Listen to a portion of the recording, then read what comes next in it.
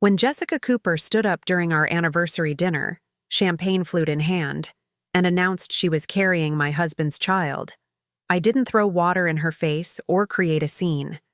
Instead, I smiled, finished my crème brûlée, and began plotting how I would take control of Horizon Technologies, the company Nathan had built from nothing, the company he loved more than anything in this world, including me. By the time the waiter brought our check, I already knew exactly how I would dismantle my husband's world and rebuild it with me at the helm. Before we jump back in, tell us where you're tuning in from, and if this story touches you, make sure you're subscribed, because tomorrow I've saved something extra special for you. I met Nathan Mitchell 15 years ago at a tech startup conference in San Francisco. I was there representing my investment firm, looking for promising ventures to fund. He was passionate, brilliant, and completely captivating as he pitched his vision for revolutionizing healthcare software. Within 3 hours of meeting him, I was not only convinced to invest personally in his idea, but also found myself saying yes to dinner. Within a year, we were married, and I had redirected my financial expertise to help him secure the funding that would eventually grow Horizon Technologies into a $300 million company. That night at the Summit, Denver's most exclusive restaurant, was supposed to be our 12th anniversary celebration. Nathan had insisted on inviting his executive team, something about sharing our joy with the Horizon family. I should have recognized the red flag when he specifically mentioned his new executive assistant would be joining us. Jessica Cooper had only been with the company for 10 months, but she'd quickly become indispensable to Nathan, or so he claimed. The table was elegant, white linens, crystal glasses, soft lighting that made everyone look their best. I wore the sapphire earrings Nathan had given me on our 5th anniversary, though he didn't seem to notice. His attention kept drifting to Jessica, who sat 3 seats away in a dress that cost more than most people's monthly rent. Throughout the appetizers and main course, I maintained the perfect corporate wife smile, discussing the latest charity gala with Christopher Barnes's wife, and asking appropriate questions about everyone's children and vacation plans. All while noticing how Nathan's hand occasionally disappeared beneath the table, how Jessica's cheeks flushed whenever he leaned close to whisper something to her. I was taking a delicate bite of my dessert when Jessica stood, her blonde hair catching the light, her slim figure showing no signs yet of the news she was about to share. "I'd like to make a toast," she said, her voice carrying that distinctive sweetness that suddenly sounded rehearsed to my ears. "To new beginnings and family." The table raised their glasses, murmuring in polite confusion. "Nathan and I are so excited to share that we're expecting a little one in about 7 months," she continued, her eyes fixed on my husband rather than me. "We hadn't planned to announce it tonight, but what better occasion than surrounded by our closest friends?" The silence that followed was deafening.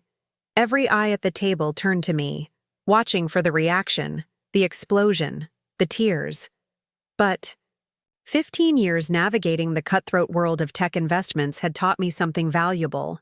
Never reveal your hand when you're blindsided. I set my dessert spoon down carefully.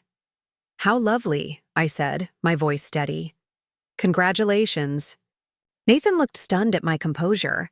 He had expected drama, outrage, perhaps even hoped for it to cast me as the unstable, jealous wife. Instead, I turned to Jessica with a placid smile. 7 months, you said? That would make you about 8 weeks along? You should be careful. With champagne toasts, then." Her smile faltered slightly as she lowered her still full glass.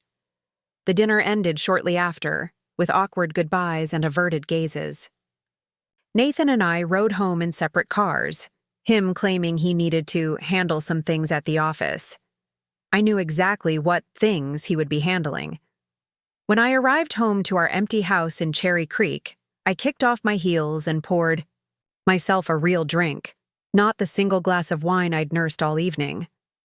Then I sat on our Italian leather sofa, opened my laptop, and began my research.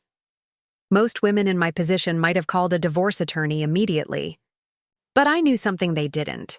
Horizon Technologies was 3 months away from a critical juncture. The board was considering an IPO that would potentially value the company at $500 million.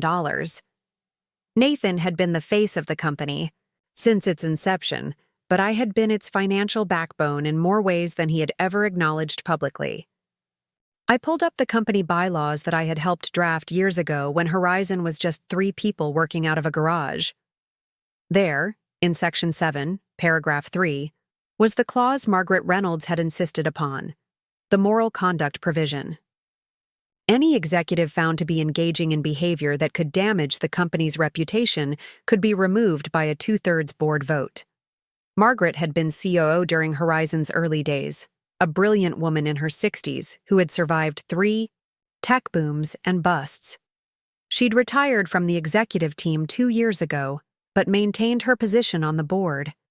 She had always seen through Nathan's charm to the ambition beneath, and had taken me aside at her retirement party.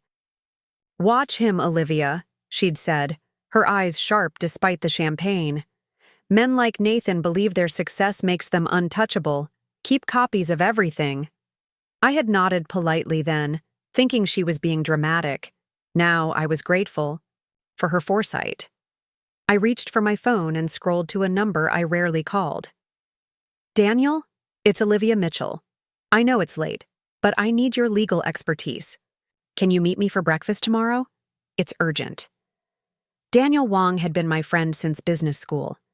Now one of Denver's top corporate attorneys, he had a mind like a steel trap and an ethical code that bent only for those he truly believed. Deserved his loyalty. I was one of the few. "The summit at 8?" he asked, not bothering with questions. That was Daniel, direct and efficient. Perfect. And Daniel, this stays between us.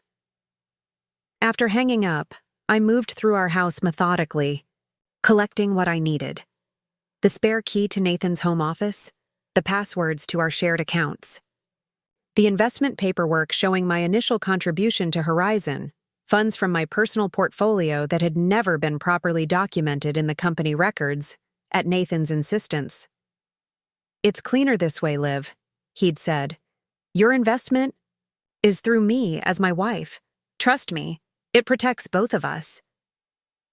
What it had done was erase my name from Horizon's founding documents, casting me as merely the supportive wife rather than a key early investor.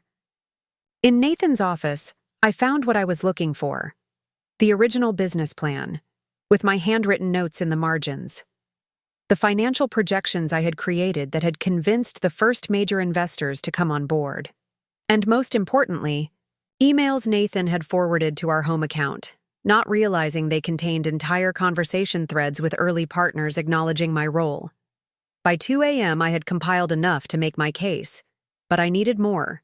I needed irrefutable evidence that Nathan's affair with Jessica wasn't just a personal betrayal, but a liability to the company. I fell asleep on the couch, laptop still open, and woke at 6 to the sound of the front door. Nathan entered, his clothes wrinkled, his expression a carefully composed mask of remorse. "Olivia, we need to talk," he began, rehearsed sincerity in his voice. I closed my laptop. "Yes, we do, but not now. I have an early breakfast meeting." "A meeting? After what happened last night?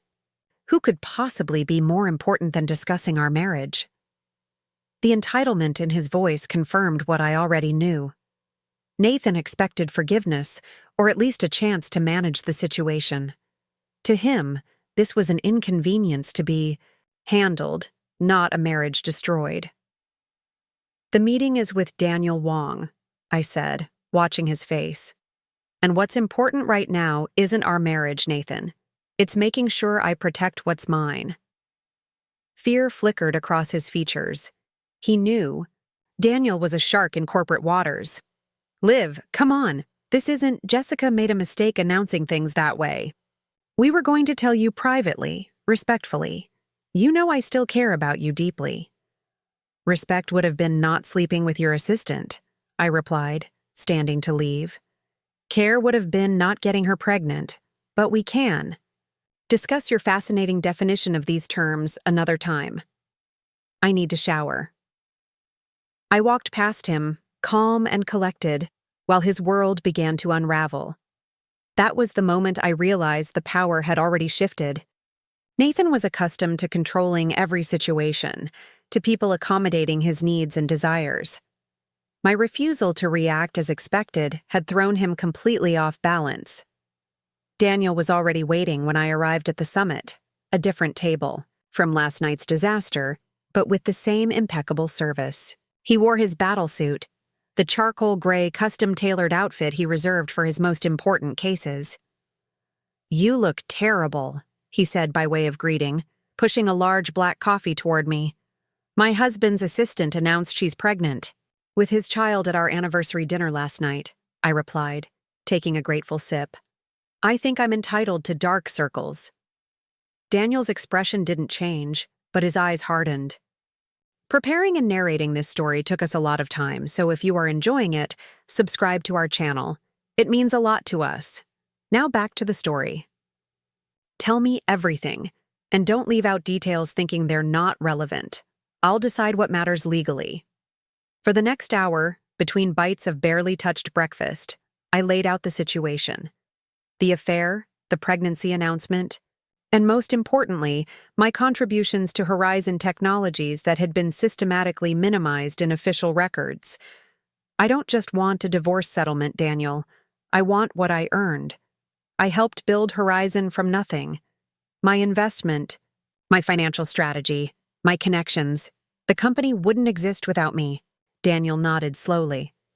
This isn't just about the affair, then. The affair is my leverage. What I really want is recognition, and if Nathan won't give it willingly, I'll take it. He studied me for a moment. You're talking about a corporate takeover, not just a divorce. I'm talking about justice. I pulled out the folder I'd compiled overnight. Here's what I have so far. I need your help gathering the rest. Daniel flipped through the documents, his expression growing increasingly impressed. This is a good start.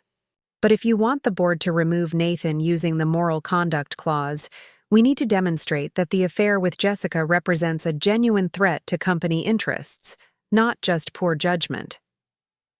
Jessica has access to all of Nathan's emails, calendar, and files. She's been involved in IPO discussions, strategic planning, everything. She's not just any employee. She's in a position to know every company secret. That makes their relationship a massive breach of corporate governance. Good angle. Daniel made a note. We'll also need to look into whether company resources were misused. Travel expenses, gifts, any hint that he used Horizon funds to facilitate the affair. Check the Vale property records, I suggested. Horizon owns a corporate retreat cabin there. Nathan takes the executive team twice a year, but he's made several solo trips recently with Jessica for administrative support. I'm willing to bet those trips weren't properly documented. Daniel raised an eyebrow. How do you know that? Margaret Reynolds mentioned it at our last charity committee meeting. She thought it was odd that Jessica would be needed for what was supposed to be Nathan's personal creative time. Daniel smiled slightly. Speaking of Margaret, we need her on board.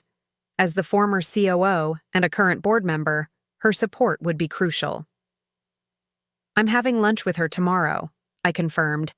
She's always had reservations about Nathan's management style. Too much emphasis on his public image. Not enough on sustainable growth. Perfect. Daniel closed the folder. Meanwhile, I'll start the formal divorce filing and request comprehensive discovery of all financial records. That will give us legitimate access to company documents we might otherwise struggle to obtain. How long will this take? I asked. To build a bulletproof case? 3 to 4 weeks. But Olivia, he hesitated, you need to maintain appearances during that time. If Nathan suspects what you're planning, he'll start covering his tracks, possibly removing access you currently have. I nodded, already considering how to play the role of shell-shocked but coping wife. I can do that. Nathan expects emotional collapse followed by eventual forgiveness. He thinks I'm too dependent on our lifestyle to risk losing it all.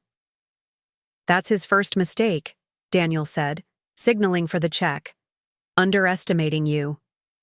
When I returned home, Nathan was waiting, a contrite expression carefully arranged on his face. I've been thinking about what you said, he began. You're right to be angry. The way you found out was terrible, and I take full responsibility for that. I set my purse down and regarded him coolly. Is Jessica moving out of your company apartment? He blinked, surprised that I knew about the downtown condo Horizon maintained for visiting executives that had become Jessica's residence 3 months ago. That's complicated, Liv. She's in a vulnerable position right now, and as the father of her child, I have certain responsibilities. Of course. I kept my voice neutral. And your responsibilities to your wife of 12 years? To the woman who helped you build your company from the ground up? That's not fair, he said, a flash of the real Nathan showing through his remorseful facade. You contributed at the beginning, yes, but Horizon's success is the result of my vision, my leadership. I smiled thinly. Is that what you tell yourself to justify erasing me from the company narrative? Interesting revision of history. I've always acknowledged your support. Support. I cut him off. That's the word, isn't it? Support. Not partnership, not co-founding, not investment. Just the supportive wife who cheered from the sidelines while you did all the real work. Nathan ran a hand through his hair, frustration replacing his practiced contrition. What do you want from me, Olivia? A public apology? More shares in the company? Just tell me so we can move past this. I want what I earned, I said simply. But right now, I need space to think. I'll be staying at the Four Seasons for a few days. The Four Seasons? That's an unnecessary expense. I laughed, the sound brittle even to my own ears. Your pregnant assistant is living in the company apartment that I helped pay for. I think Horizon can cover a hotel room for its most overlooked investor. I packed a suitcase with methodical precision, selecting clothes appropriate for the Gior meetings I would have over the coming days. Professional, powerful, but not flashy. Nothing that would trigger Nathan's suspicion that I was planning anything beyond nursing my wounded pride. As I zipped the suitcase closed, Nathan leaned against the doorframe watching me. The board meets next Friday to discuss the IPO timeline, he said, his tone casual but his eyes calculating. Your little hotel retreat will need to end by then. I need you beside me, presenting a united front. Do you? I smiled. How interesting that my presence suddenly matters when appearances are at stake. Don't be childish, Olivia. This IPO represents everything we've worked for. Don't let personal issues interfere with business. I wheeled my suitcase past him. I wouldn't dream of it. Business is business after all. I'll see you at the board meeting. The Four Seasons provided the perfect base for my counteroffensive. From my suite overlooking the Denver skyline, I coordinated with Daniel, gathered documentation, and prepared for my lunch with Margaret Reynolds. Margaret chose the restaurant, an understated but excellent French bistro far from the usual tech. Crowd haunts. At 68, she remained imposing, her silver hair cut in a precise bob, her eyes missing nothing behind designer frames. I wondered when you'd call, she said as I slid into the booth across from her. Jessica's announcement wasn't exactly subtle. You knew? I asked, not entirely surprised. Margaret snorted delicately. About the affair? I suspected. Nathan has a pattern. Getting bored, seeking validation from younger admirers. The pregnancy announcement was unexpected, though. Sloppy. I studied her, this woman who had navigated the male-dominated tech world decades before it was even remotely fashionable for women to do so. Why didn't you say anything? Would you have believed me? Nathan is very good at making anyone who questions him seem jealous or irrational. She sipped her water. Besides, I learned long ago to let people discover hard truths themselves. It's the only way the lesson sticks. I nodded, acknowledging the wisdom in her approach. Well, I've discovered my hard truth. Now I need your help ensuring Nathan discovers his. Margaret smiled, a sharp expression that reminded me why competitors had nicknamed her the Velvet Hammer during her executive days. I thought you might. Tell me what you need. For the next hour, I outlined my plan. Margaret listened without interruption, occasionally making notes in a small leather-bound book. When I finished, she closed the book decisively. You'll need to address the Forrester contract situation, she said. What situation? I asked, confused. Forrester Medical Systems was Horizon's biggest client, representing nearly 30% of annual revenue. Their renewal is up next month. Nathan's been handling it personally, which is unusual. Typically, Christopher would manage accounts that size. Christopher Barnes was VP of Sales and Nathan's closest ally in the company. They'd been fraternity brothers before becoming business partners.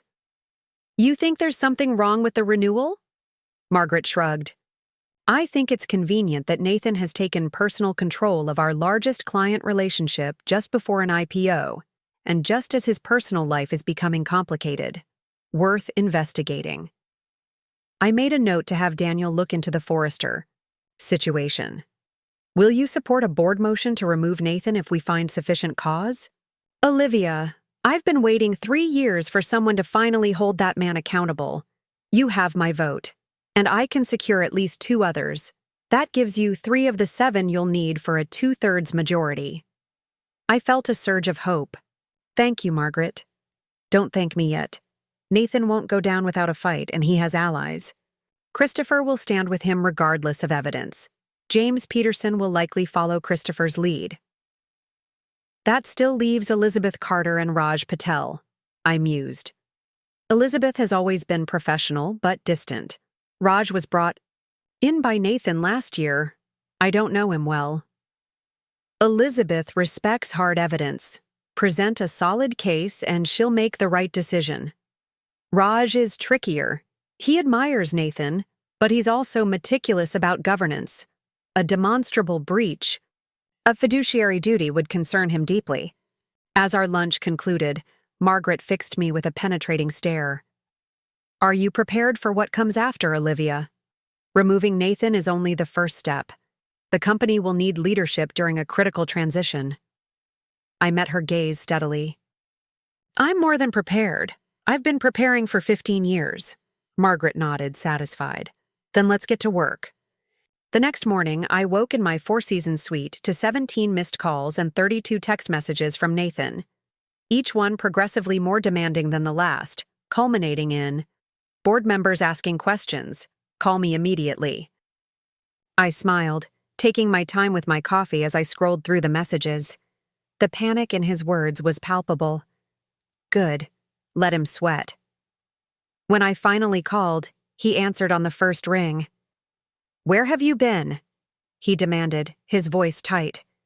Good morning to you too, Nathan. I was sleeping. Some of us find betrayal quite exhausting. He lowered his voice, probably aware of how thin the walls were at Horizon's headquarters. This isn't funny, Olivia. Margaret Reynolds is suddenly requesting complete audits of executive expenses for the past year. The board meeting has been moved up to Monday instead of Friday. Something's happening.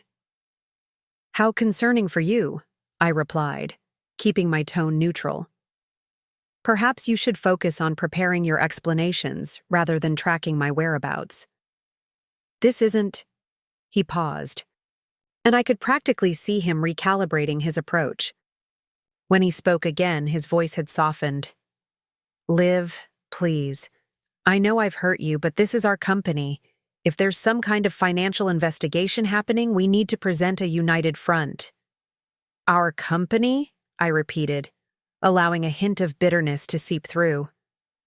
That's not what you said yesterday when you reminded me I merely contributed at the beginning. Make up your mind, Nathan. Am I a partner or a cheerleader? The line went quiet for a moment before he responded. You know how much Horizon means to both of us. Whatever personal issues we're facing, Surely we can set them aside for the sake of everything we've built. I'll see you at the board meeting on Monday, I said firmly. Until then, I suggest you review your expense reports very carefully, particularly those trips to Vail. I ended the call before he could respond, then immediately dialed Daniel. Margaret has requested the expense audits, I told him without preamble, and moved the board meeting up to Monday. Nathan's rattled. Good, Daniel replied. I've been digging into the Forrester contract situation she mentioned. There's definitely something unusual happening there. Nathan's been meeting with their CEO privately, outside normal renewal discussions. I have a contact in their legal department who might be willing to share information, but I need a few more days. We may not have days. Whatever Margaret found in those expenses must be significant for her to accelerate the timeline. Then we pivot, Daniel said decisively. We focus on what we can prove now. The misuse of company resources for the affair, Nathan's breach of the moral conduct clause, and your unacknowledged founding contributions. We can add the Forrester situation as supporting evidence if my contact comes through in time. I agreed, and spent the rest of the morning finalizing documents with Daniel. By noon, we had compiled a comprehensive presentation for the board, outlining how Nathan had systematically minimized my role while using company resources to facilitate his affair. My phone rang again. This time it was Christopher Barnes, Nathan's closest ally and VP of Sales. Olivia, he began, his tone conciliatory. I hope I'm not interrupting anything important. Not at all, Christopher. What can I do for you? Nathan is concerned about the direction this audit is taking. He asked me to reach out as a friend to both of you, to see if we might find a path forward that protects everyone's interests. I almost laughed at the transparency of the approach. Christopher had never been a friend to both of us. He was Nathan's fraternity brother, drinking buddy and enabler. How thoughtful, I replied. And what path might that be? Christopher cleared his throat uncomfortably. A private resolution. Nathan is prepared to offer a very generous settlement, 30% of his personal shares in Horizon, plus the house and investment accounts. In exchange, he would retain leadership of the company, and there would be no need for public complications. Public complications, I repeated. Is that what we're calling his affair with a direct report who now carries his child? Look, what happened with Jessica was inappropriate, no question, but the IPO represents hundreds of millions in potential value. A scandal now could devastate that potential for everyone, including you. I let the silence stretch long enough to become uncomfortable before responding. Tell Nathan I appreciate his concern for my financial well-being. Truly touching. But I'll see you both at the board meeting on Monday. After hanging up, I texted Margaret. Christopher just offered me 30% of Nathan's shares to go away quietly. They're getting desperate. Her response came almost immediately. They should be. Wait until you see the expense reports. 2 hours later, a courier arrived at my hotel suite with a thick envelope marked confidential in Margaret's precise handwriting.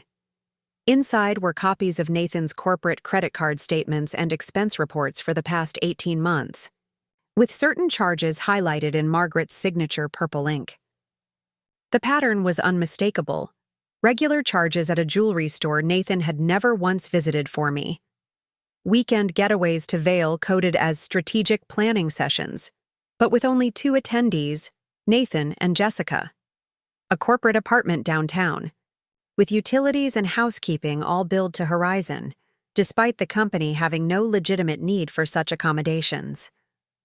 But the most damning evidence was a series of invoices for consulting services from a company called JC Strategies, LLC. The invoices were vague, listing only executive support as the service provided, but the amounts were substantial, $15,000 per month for the past 10 months. A quick search revealed that JC Strategies had been incorporated in Colorado 11 months ago. The registered agent was Jessica Cooper. Nathan hadn't just been having an affair with his assistant.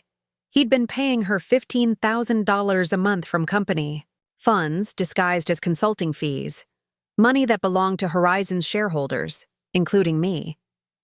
I immediately called Daniel and forwarded him the documents. "We need to add this to the presentation," I insisted. "This goes beyond the moral conduct clause. This is financial misconduct." "This changes everything," Daniel agreed, his voice grim. These payments to JC Strategies could constitute fraud.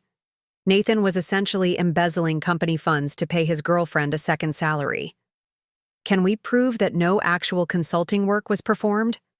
"We don't have to. The conflict of interest alone is damning.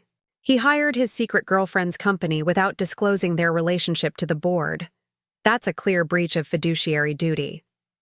I felt a strange sense of calm settling over me as the pieces fell into place. This wasn't just about Nathan's betrayal anymore. This was about protecting Horizon from the man who claimed to love it more than anything. "What's our next move?" I asked. "We need to speak with Jessica," Daniel replied, surprising me. "These payments make her complicit in potential fraud. She might be willing to cooperate if she understands her own legal exposure." The suggestion made me uncomfortable. Despite everything, confronting the woman carrying my husband's child felt distasteful. But Daniel was right. Jessica was not just the other woman, but potentially a co-conspirator in financial misconduct. How do we approach her without tipping off Nathan? "Leave that to me," Daniel said. "I have a colleague who specializes in whistleblower cases. We'll frame the discussion as an opportunity for Jessica to protect herself by cooperating." While Daniel arranged the meeting with Jessica, I focused on preparing for the board presentation. Margaret sent word that she had secured Elizabeth Carter's support, bringing our confirmed votes to 4. We needed just one more for the 2/3 majority required to remove Nathan. That evening, I received an unexpected visitor at my hotel suite. Raj Patel, the board member I knew least well. The front desk called to announce his arrival, and I considered refusing to see him. But curiosity won out. Raj was younger than the other board members, in his mid-30s with the intense focus of someone who had built and sold 2 tech companies before joining Horizon's board. Nathan had recruited him personally, touting his fresh perspective and connections to venture capital. "Mrs. Mitchell," he began as he entered the suite, then corrected himself. "Olivia, thank you for seeing me without notice." "What can I do?" "For you, Raj?" I gestured toward the sitting area, maintaining a professional distance. He took a seat, looking uncomfortable. "I believe you know there's an emergency board meeting scheduled for Monday." "I'm aware." "Nathan seems to think you're behind it, that you're using Margaret Reynolds to orchestrate some kind of retribution for personal matters." I raised an eyebrow. "Is that what he told you?" Raj shifted in his seat. "He suggested that recent events in your marriage have led to an emotionally driven campaign against him." "How convenient," I said. Coolly, dismissing legitimate concerns about financial misconduct as a scorned wife's revenge. His eyes widened slightly. "Then you are aware of the financial issues?" I studied him carefully, trying to determine where his loyalties lay. "I'm aware of numerous concerning patterns in Nathan's leadership, both personal and financial. The board will review all evidence on Monday." Raj leaned forward, lowering his voice despite us being alone. "Olivia, I need to know. How bad is it? I joined this board because I believed in Horizon's potential. I've staked my reputation on its governance." His concern seemed genuine, and I made a split-second decision to trust him, at least partially. Nathan has been using company funds inappropriately. The moral conduct issues are problematic, but the financial improprieties are substantive. You'll see everything on Monday, but if you care about Horizon's future, you should prepare yourself for difficult decisions. Raj nodded slowly. "Nathan told me you were just the supportive wife. that you had no real involvement in Horizon's operations or founding. I smiled thinly. Nathan has been revising history for years. The board will see the complete picture on Monday. After Raj left, I called Margaret to update her on the unexpected visit. Interesting, she mused. Raj rarely makes moves without calculation. If he's approaching you directly, he's hedging his bets. Can we count on his vote? Not yet. But the fact that he sought you out suggests he's no longer firmly in Nathan's camp. That's progress. The weekend passed in a blur of preparation. Daniel's meeting with Jessica had gone better than expected.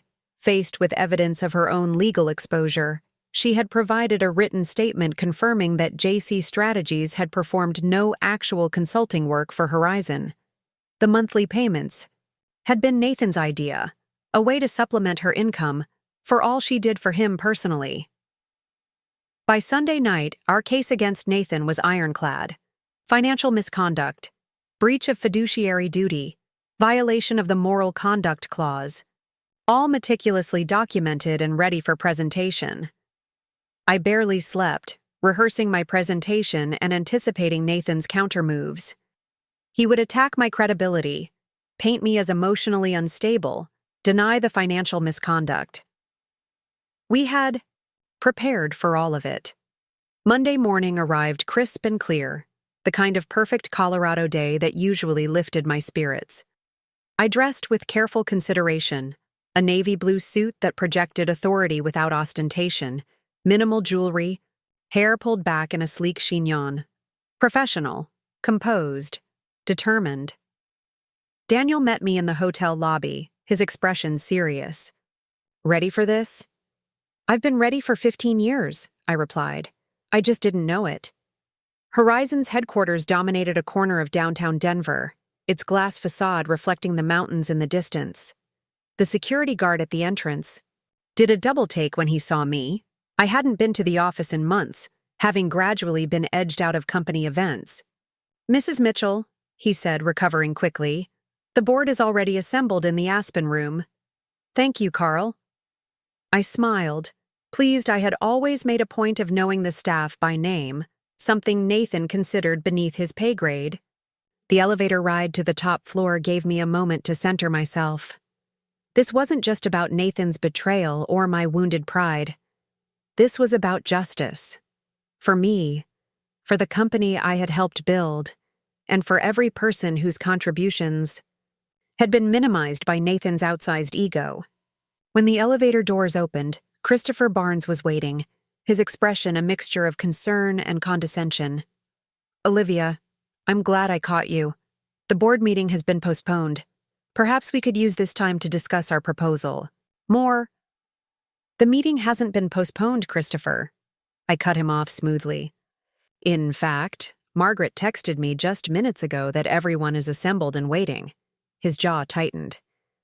There's been a misunderstanding then. Nathan specifically said, I'm sure he did. I stepped around him, moving toward the Aspen room, with Daniel at my side. Christopher hurried after us, pulling out his phone with barely concealed panic. The Aspen room was Horizon's showcase conference space, with floor-to-ceiling windows offering panoramic views of the mountains. Inside, 5 board members sat around the massive table of reclaimed Colorado pine that Nathan had commissioned when the company first moved into the building. Margaret Reynolds sat at the far end, directly opposite the empty chair reserved for the board chair, Nathan's seat. Elizabeth Carter and James Peterson sat to her left, Raj Patel to her right. The only person missing besides Nathan was the 7th board member, Christopher, who had just entered behind us. Olivia, Margaret greeted me with a nod. We were just discussing whether to begin without Nathan. I'm sure he'll join us momentarily, I replied, taking a seat next to Raj. Christopher was just attempting to tell me the meeting had been postponed. Christopher flushed but said nothing as he took his own seat. Elizabeth Carter, a former tech executive in her 50s with a reputation for brutal honesty, cleared her throat.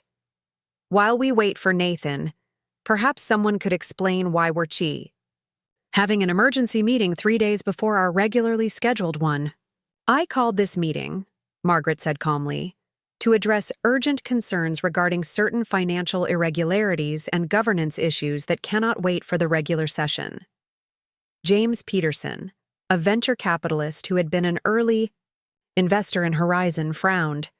Financial irregularities? This is the first I'm hearing of such concerns. That's why we're meeting today, Margaret replied, to share information that has recently come to light. The door burst open, and Nathan strode in, his usual confidence visibly strained around the edges. Apologies for the delay. There seems to have been some confusion about scheduling.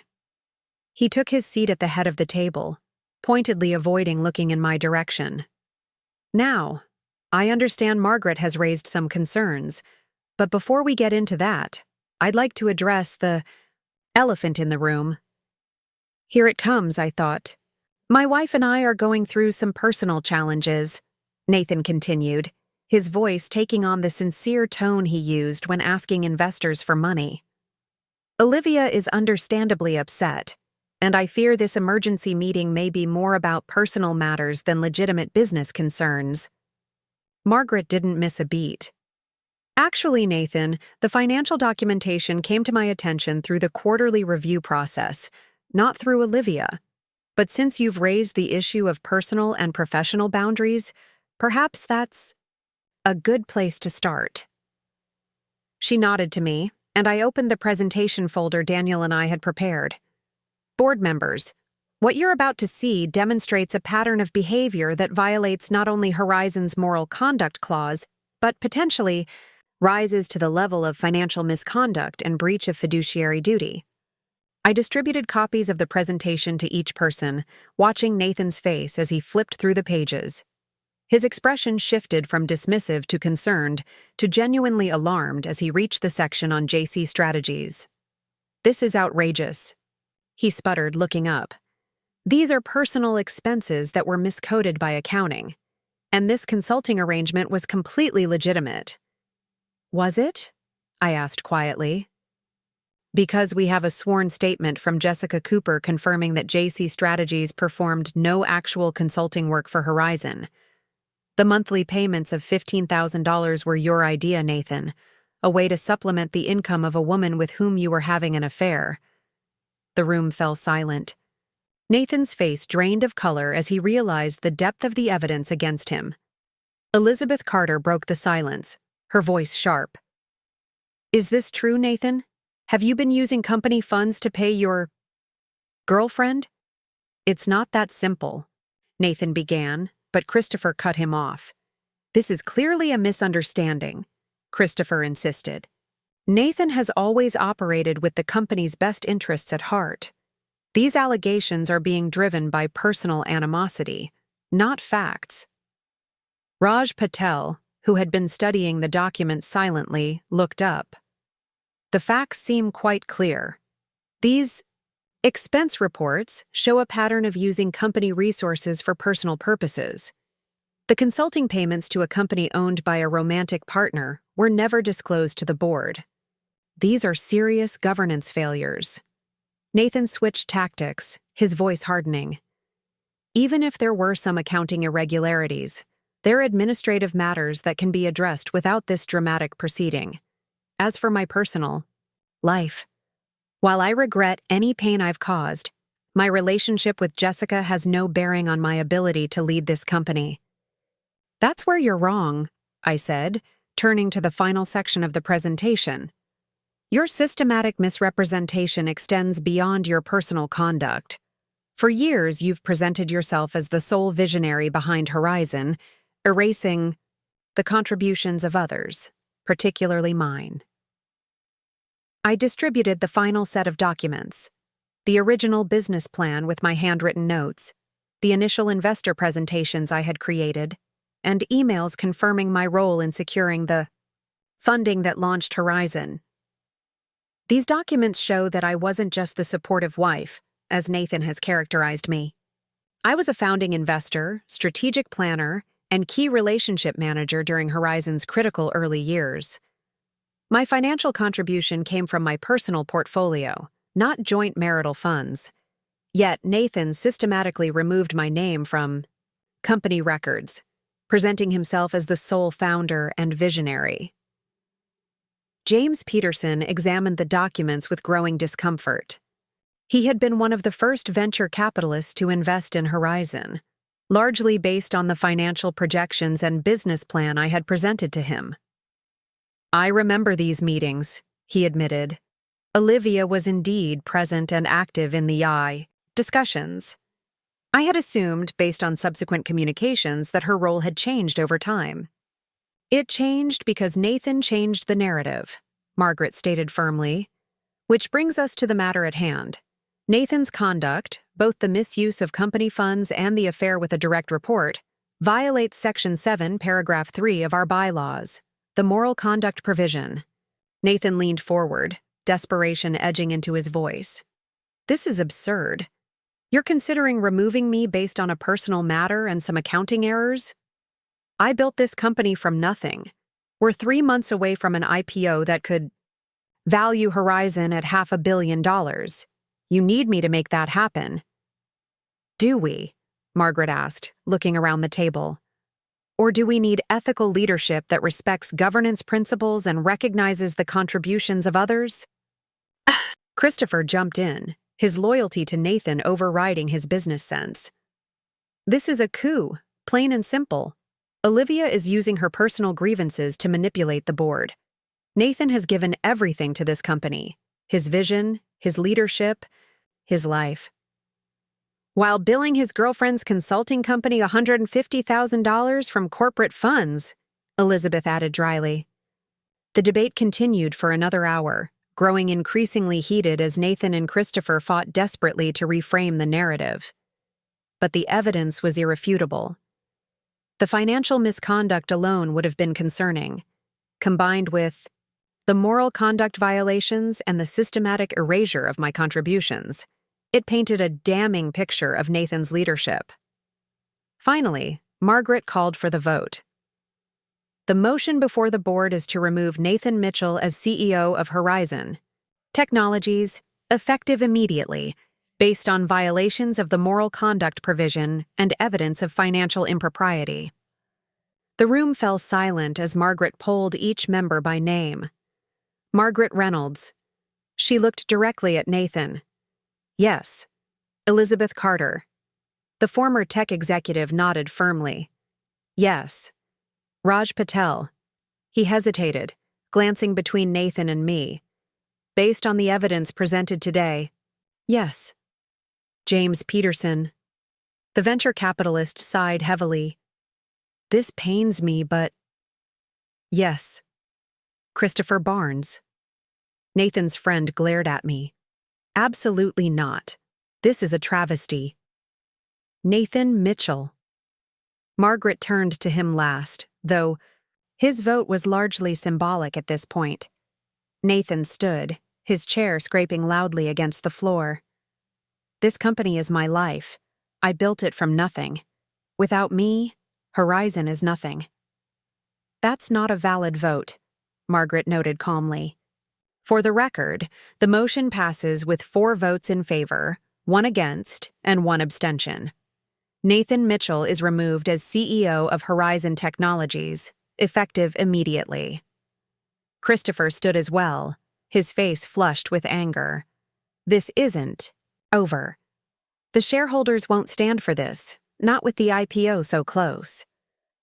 "The shareholders will certainly be interested in how their investment has been managed," Elizabeth replied coolly, "including the $150,000 paid to the CEO's girlfriend for non-existent consulting services." Nathan turned to me, all pretense of composure gone. "Are you happy now, Olivia? You've destroyed everything we built because I made one mistake." "No, Nathan," I replied calmly. "You destroyed what we built when you decided I didn't deserve credit for my contributions. The affair was just the final evidence of your character." Margaret called the meeting back to order. "We now need to address immediate leadership succession. Given the proximity to our IPO, continuity and stability are essential." James Peterson nodded. "We need someone who understands the company's History has the financial acumen to guide us through the IPO and can restore confidence in Horizon's governance. I nominate Olivia Mitchell as interim CEO, Margaret said, her voice clear and confident. Nathan laughed bitterly. You can't be serious. She has no operational experience in this industry. Actually, Raj interjected, according to the documentation we just reviewed, Mrs. Mitchell was instrumental in Horizon's founding and early growth. Her financial background is exactly what we need during the IPO process. And unlike you, Nathan, she has demonstrated integrity. Christopher shook his head. What? This is ridiculous. I refuse to participate in this farce. Elizabeth looked at him sharply. Your loyalty to Nathan is admirable, Christopher, but your duty is to this company and its shareholders. If you cannot separate the two, perhaps you should consider whether your continued service on this board is appropriate. The vote for my appointment was quick and decisive. 4 in favor, Christopher against, and Nathan storming out before his vote could be recorded. Just like that, 15 years after helping to found Horizon Technologies only to be gradually erased from its story, I became its CEO. As the meeting adjourned, Margaret stayed behind while the others filed out, some still processing the dramatic shift in leadership. Congratulations, she said simply, though I suspect the hard part is just beginning. I looked out the window at the mountains in the distance, their permanence a stark contrast to the seismic changes that had just occurred in this room. Nathan? Won't go quietly, I acknowledged. Of course not. Margaret smiled grimly. But you didn't expect him to, did you? No. I gathered my documents, feeling the weight of responsibility settling on my shoulders. But I've spent 15 years watching him lead. I know exactly what not to do. Margaret nodded approvingly. Your first order of business should be the Forrester contract. Whatever Nathan was planning there needs to be examined immediately. And Jessica? Margaret's expression softened slightly. That's complicated, both professionally and personally. She's complicit in the financial impropriety, but she's also carrying a child who will be connected to Horizon's history, like it or not. I hadn't allowed myself to think too deeply about that reality, that Nathan's child with Jessica would always be a living reminder of his betrayal. But Margaret was right. This wasn't just about business anymore. It was about navigating complex human relationships while protecting the company we had all worked to build. One step at a time, I said finally. First, I need to address the executive team and stabilize the company. Then, we can deal with the personal complications. As I walked out of the Aspen room, now the CEO of Horizon Technologies, I felt a strange mixture of vindication and apprehension. Nathan had lost everything he truly valued. His position, his power, his carefully constructed image as the visionary founder. I had gained recognition of my contributions and the opportunity to lead the company into its next chapter. But the victory felt incomplete, shadowed by the personal loss and the knowledge that the hardest challenges still lay ahead. Nathan wouldn't simply accept defeat.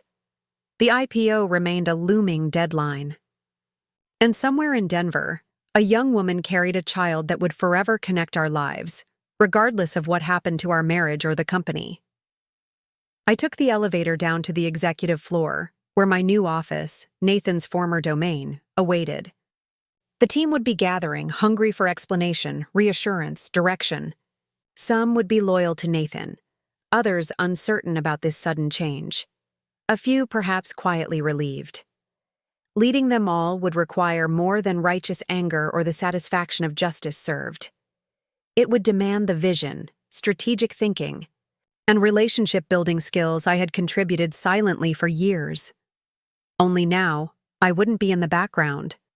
I would be exactly where I belonged, at the helm of the company I had helped create. As the elevator doors opened to a corridor of curious, concerned faces, I straightened my shoulders and stepped forward. The next chapter was about to begin.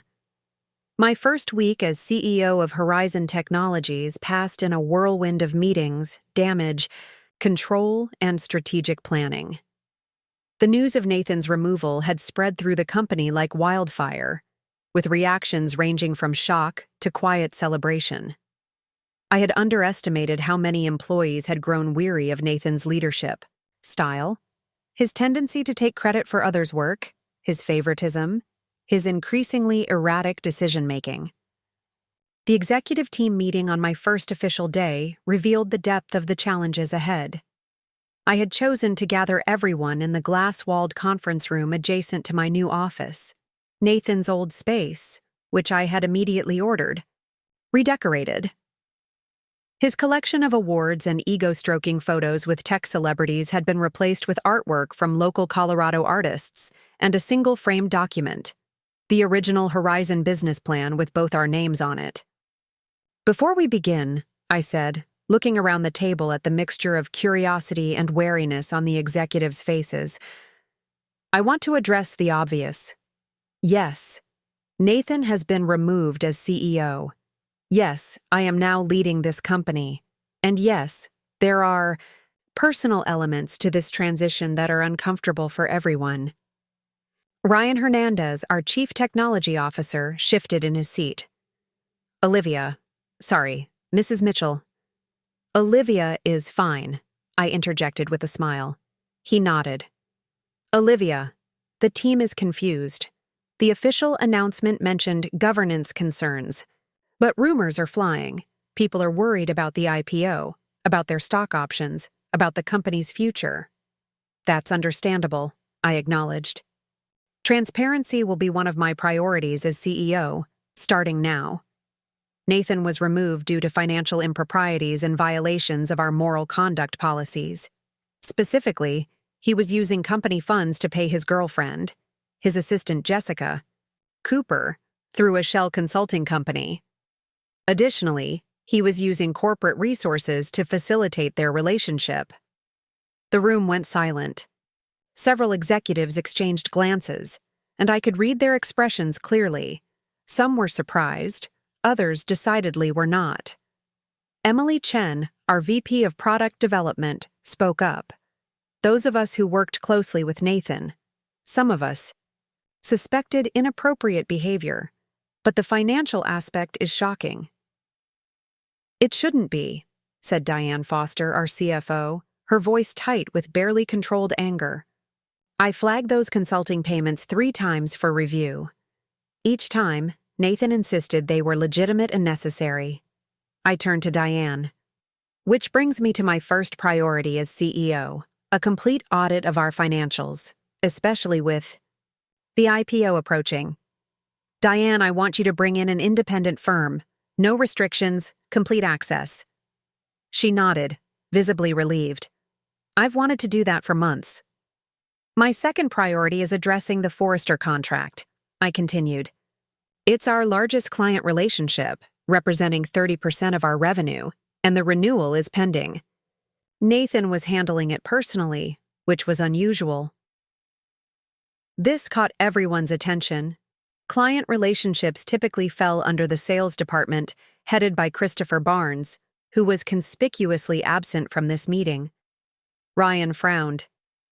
"Why would Nathan take that on directly? And where is Christopher?" "Both excellent questions," I replied. "Christopher has taken a leave of absence to consider his position with the company. As for why Nathan was managing Forrester directly, that's exactly what we need to find out. What do we know about the renewal status?" Emily looked uncomfortable. "I attended one meeting with Nathan and Forrester's CTO last month. They were discussing significant changes to our service agreement, but Nathan asked me to leave before the details were finalized. He said he'd brief the team later, but that never happened." My instincts, already on high alert, sharpened further. "Diane, I need all correspondence between Nathan and Forrester for the past 6 months. Ryan, I want a technical assessment of any custom work or modifications we've promised them, and I need to speak with their CEO directly."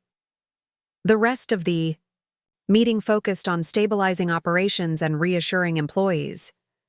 I announced an all-hands meeting for the following day. established daily executive briefings until the transition settled, and assigned clear accountability for IPO preparations. As the team filed out, Diane lingered behind. Once we were alone, she closed the door and turned to me, her professional demeanor cracking slightly. "I need to tell you something," she said, her voice low.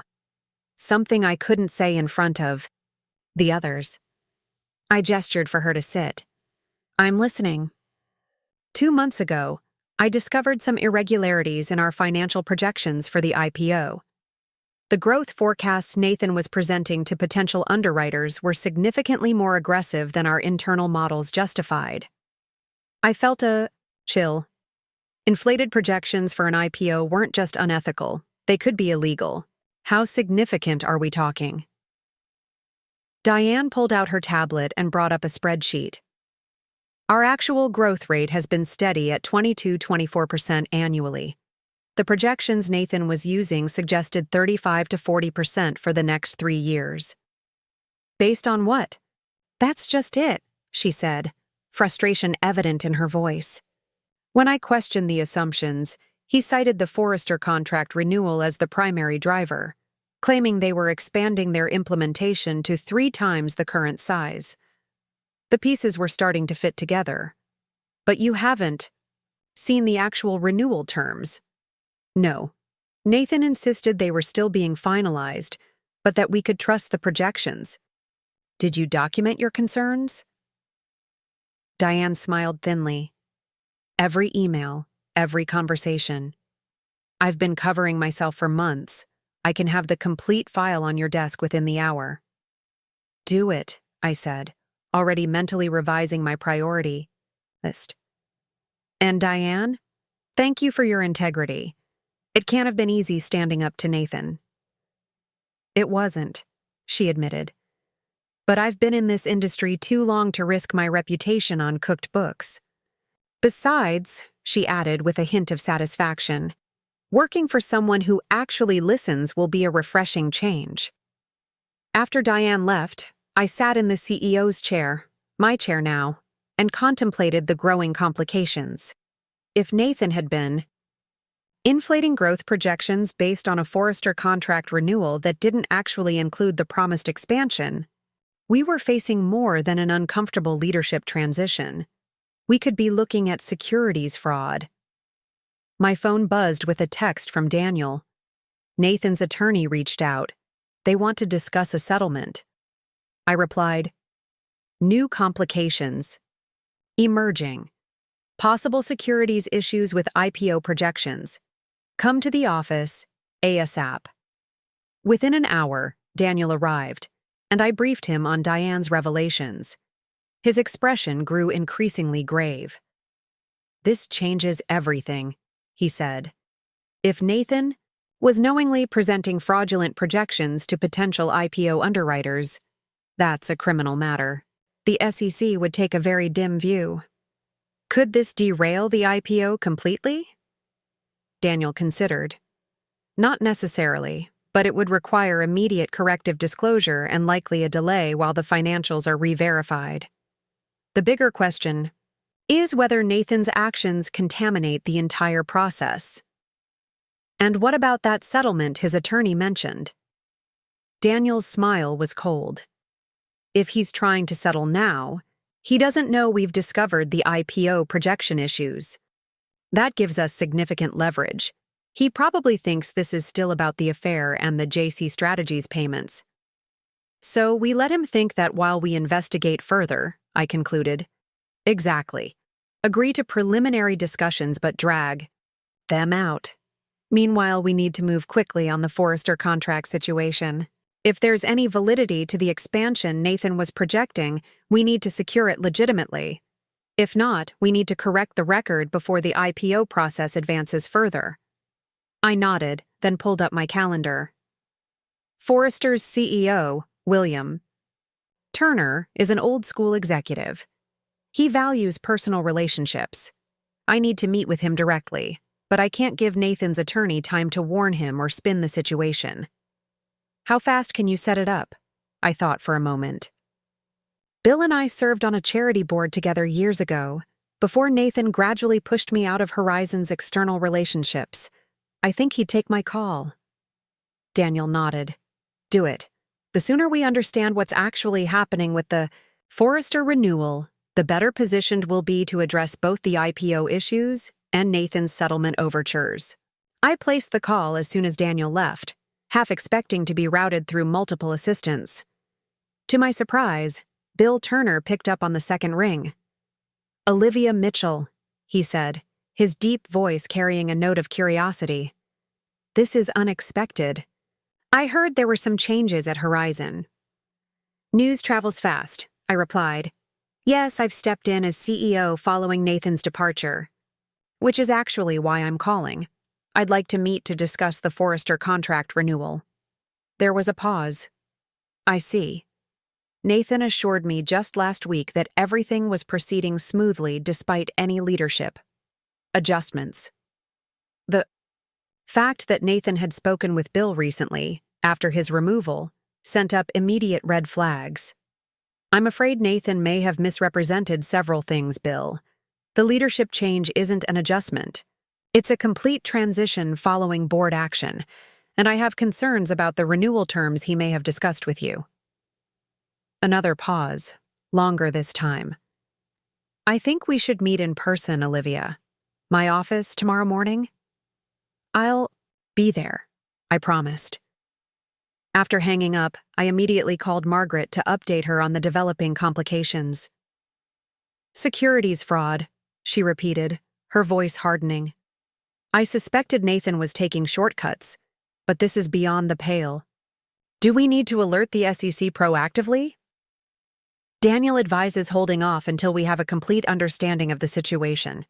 If we disclose prematurely and it turns out the Forrester expansion is real, we could unnecessarily damage the company. And if it's not real?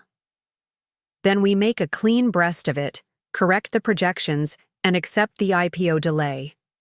Better that than risking fraud charges. Margaret was silent for a moment. You know this could seriously impact the company's valuation.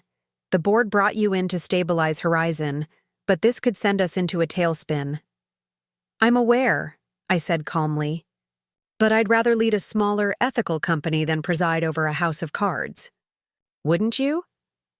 Her laugh was short but genuine. And that, Olivia, is why you should have been CEO from the beginning. The next morning, I arrived at Forrester's headquarters 30 minutes early, using the time to center myself and review the notes Diane had prepared on our current contract. Forrester Medical Systems occupied a sprawling campus in the Denver Tech Center, their modern buildings a testament to their position as the nation's largest healthcare management systems provider. Bill Turner's office reflected his personality, traditional, substantial, but without ostentation. The man himself rose from behind his desk when his assistant showed me in, extending his hand with a warm smile that didn't quite reach his eyes.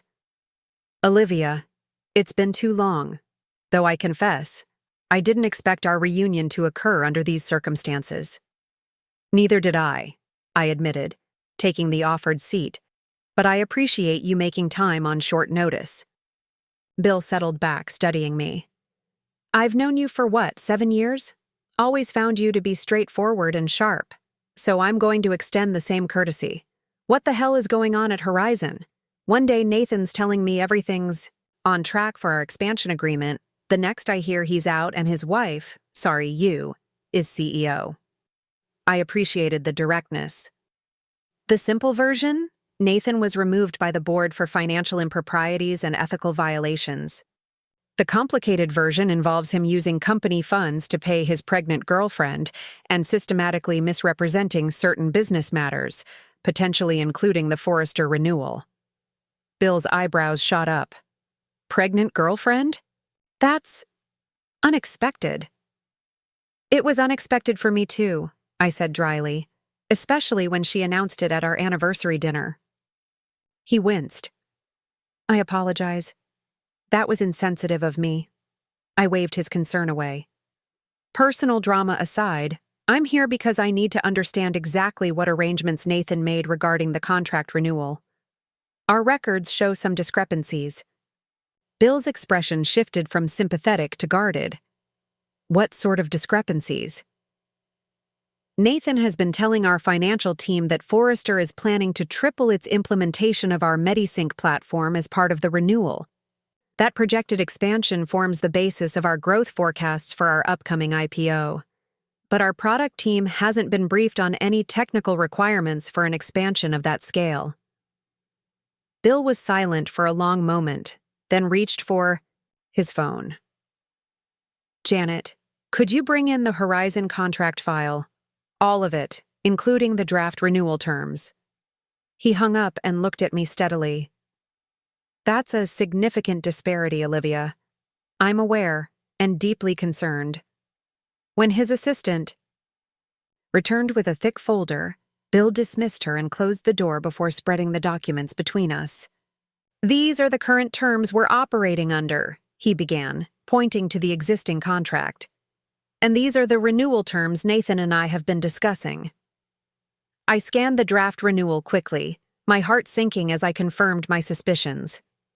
There's no expansion here. This is essentially a continuation of current services with standard inflationary adjustments. Bill nodded slowly. That's correct. We discussed potential expansion of MediSync to our West Coast facilities, but only as a possible Phase 2, contingent on performance metrics and additional budget approvals. That would be at least 18-24 months out, with no guaranteed volume. But Nathan has been telling our financial team, and potentially our IPO underwriters, that this expansion is confirmed and imminent. That it would triple our revenue from Forrester within the next fiscal year. Bill's expression darkened. That is categorically false. We have no board approval for such an expansion, no budget allocated, and certainly no agreement with Horizon.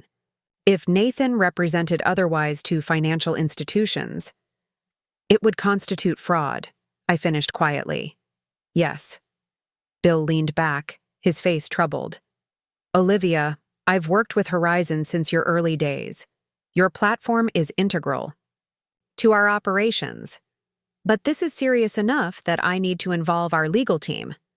I understand completely. In fact, I encourage it. Horizon is committed to transparent and ethical business practices under my leadership. We'll cooperate fully with any inquiry. He studied me for a moment. You know this could impact the renewal entirely. Our legal department might advise pausing until this situation is resolved. I know, I acknowledged. But I'd rather lose the contract than maintain it under false pretenses. That said, I hope we can work through this together. Horizon's platform delivers real value to Forrester, and our team is committed to your success. The tension in Bill's shoulders eased slightly. That's refreshingly direct. Nathan would have been spinning tales by now. I'm not Nathan, I said simply. Bill nodded. Clearly not. All right, here's what I propose. We'll proceed with the renewal on current terms, but place a 90-day review clause that allows either party to renegotiate based on the outcomes of any investigations. Meanwhile, I'll have our legal team document exactly what was discussed regarding expansion, in case it becomes relevant to any securities inquiries. It was a better outcome than I had dared hope for. That's more than fair, Bill. Thank you. As we wrapped up our meeting, Bill walked me to the elevator. For what it's worth, Olivia, I always wondered why you stepped back from Horizon's operations.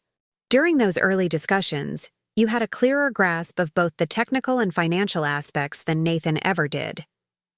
That makes two of us, I replied with a small smile. But I'm where I need to be now. I returned to Horizon's offices and immediately called an emergency meeting with Daniel, Diane, and Margaret. The news was simultaneously worse than we'd feared, and better than it might have been.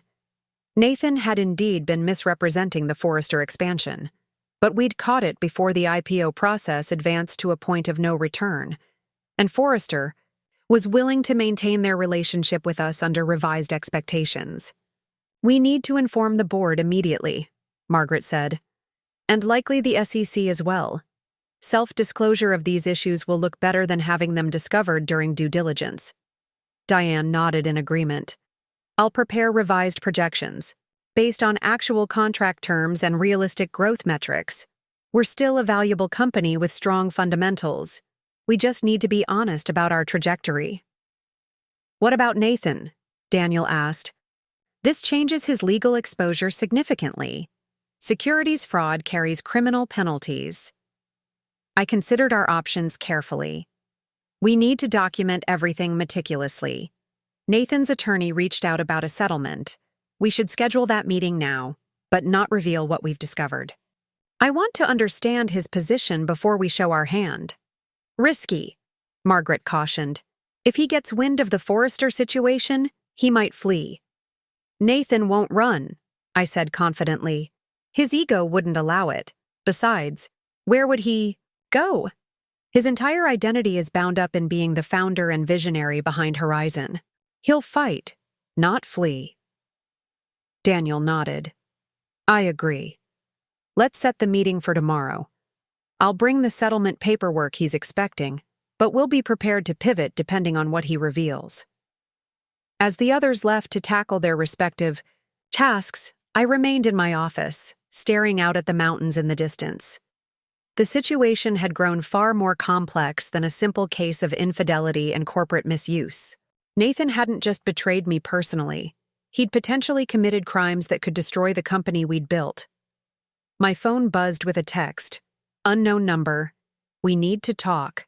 About the baby. About Nathan. About everything. Jessica. I stared at the message, my immediate instinct to ignore it. What could Jessica possibly have to say that would matter now? But something, curiosity, perhaps, or a deeper need to understand, made me respond. When and where? The reply came quickly. Tonight, 7 p.m., the coffee shop on 17th and Pearl. Just me, I promise. I hesitated, then typed, I'll be there. The coffee shop was deliberately neutral territory, neither upscale enough to be in Nathan's regular rotation, nor so downscale as to be uncomfortable. When I arrived, Jessica was already there, seated in a corner booth, a glass of water in front of her. She looked different than she had at that fateful dinner, less polished, more human. Her designer dress had been replaced by simple maternity jeans and a loose sweater, her perfect makeup absent. She stood awkwardly as I approached. Thank you for coming. I wasn't sure you would. Neither was I replied honestly, sliding into the seat across from her. What did you want to discuss? Jessica's hands fidgeted with her water glass. First, I want to apologize, not just for the affair, but for how I told you. That dinner. It was cruel and unnecessary. Nathan said it would be better to do it publicly, to control the narrative. I should have refused. Her words confirmed what I had suspected. The public announcement had been deliberately calculated to humiliate me. Why did you agree to it? I asked, genuinely curious. She looked down. Because I believed him when he said it was the right way to handle things. Because I thought. She trailed off. You thought he loved you, I finished for her. Her eyes met mine, vulnerable and ashamed. Yes. But these past few weeks have shown me who he really is.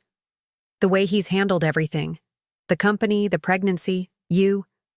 It's opened my eyes. In what way? Jessica took a deep breath. After you confronted him about the consulting payments, he tried to convince me to take full responsibility. He wanted me to tell the board it was my idea, that I had manipulated him into approving the contracts. That sounded exactly like Nathan, always looking for someone else to blame. And did you? No. That's why I gave that statement to your lawyer. But there's more you need to know.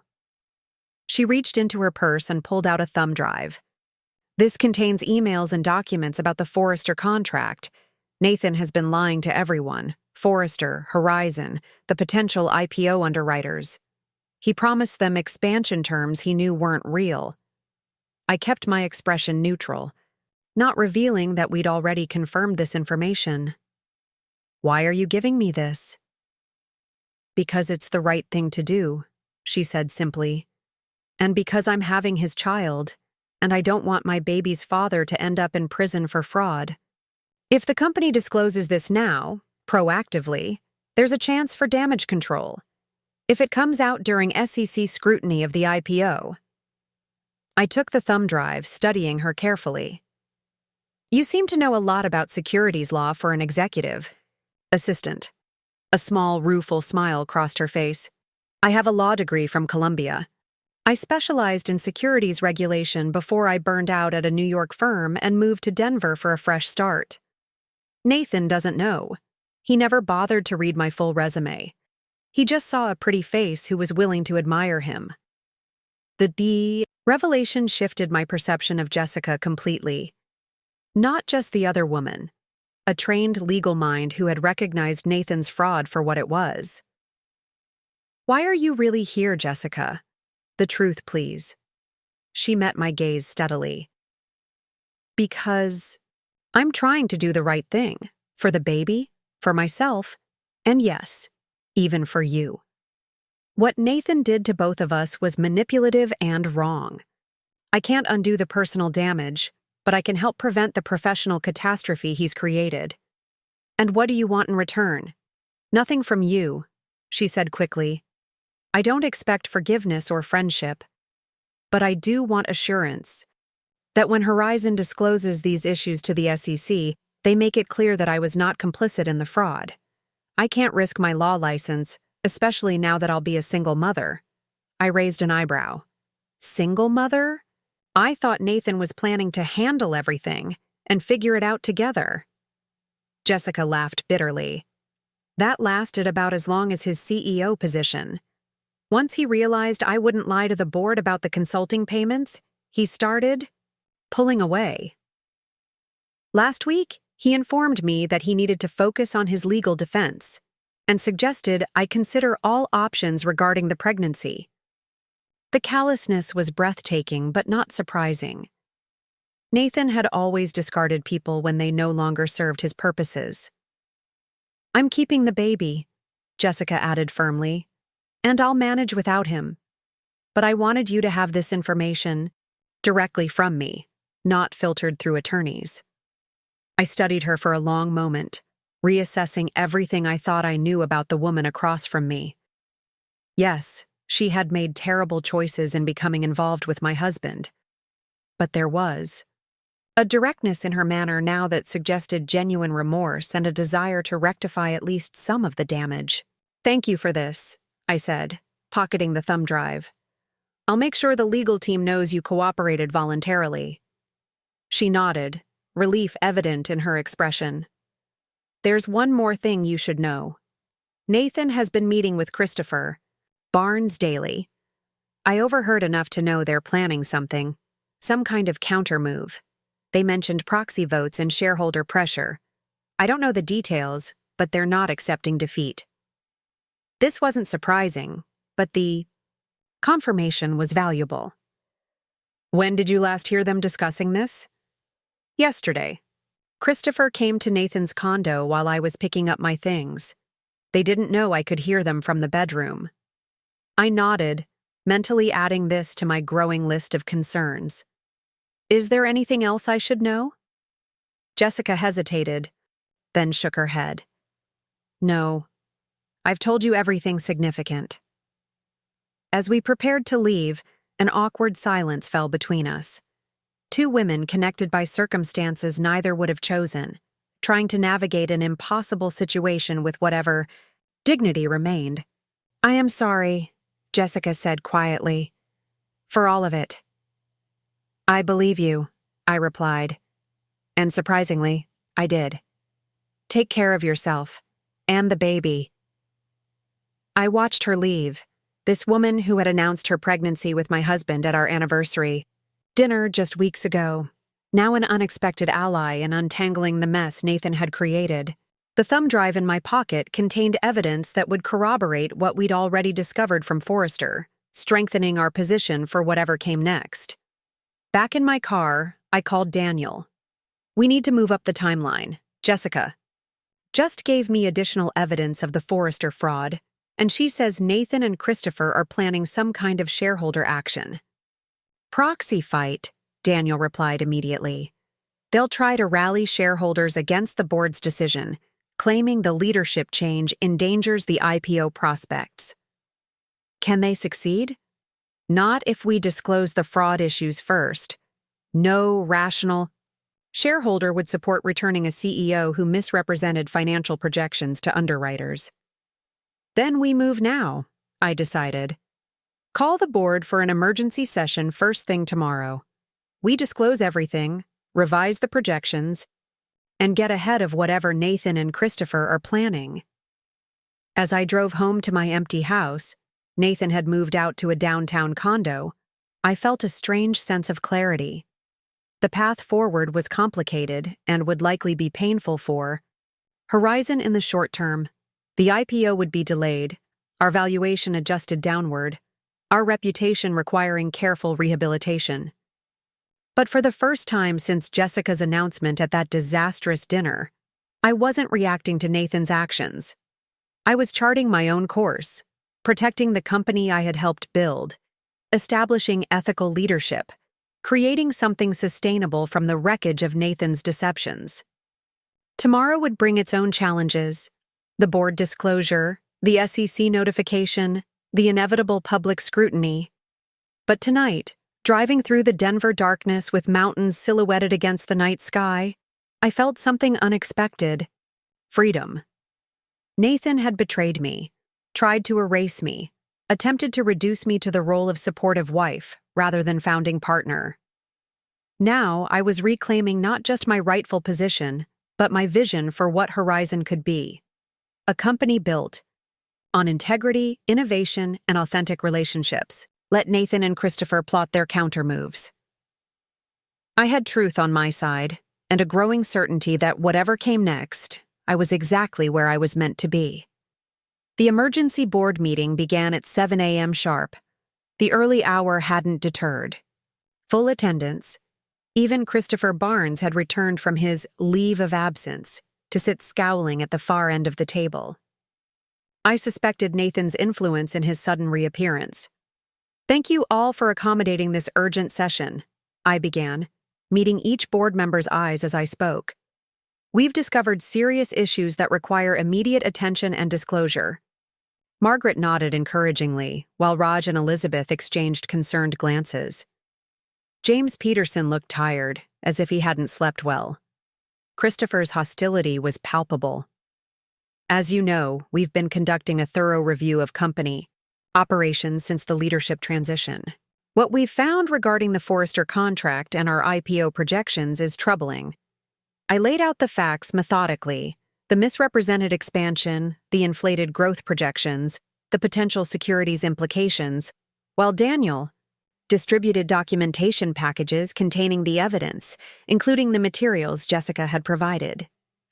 In essence, I concluded, Nathan was presenting growth forecasts to potential IPO underwriters that were based on a Forrester expansion that doesn't exist and was never formally agreed to. This constitutes a material misrepresentation that could be construed as securities fraud. The silence that followed was profound. Even Christopher looked shaken. Elizabeth Carter was the first to recover. What is our exposure here? Daniel stepped in.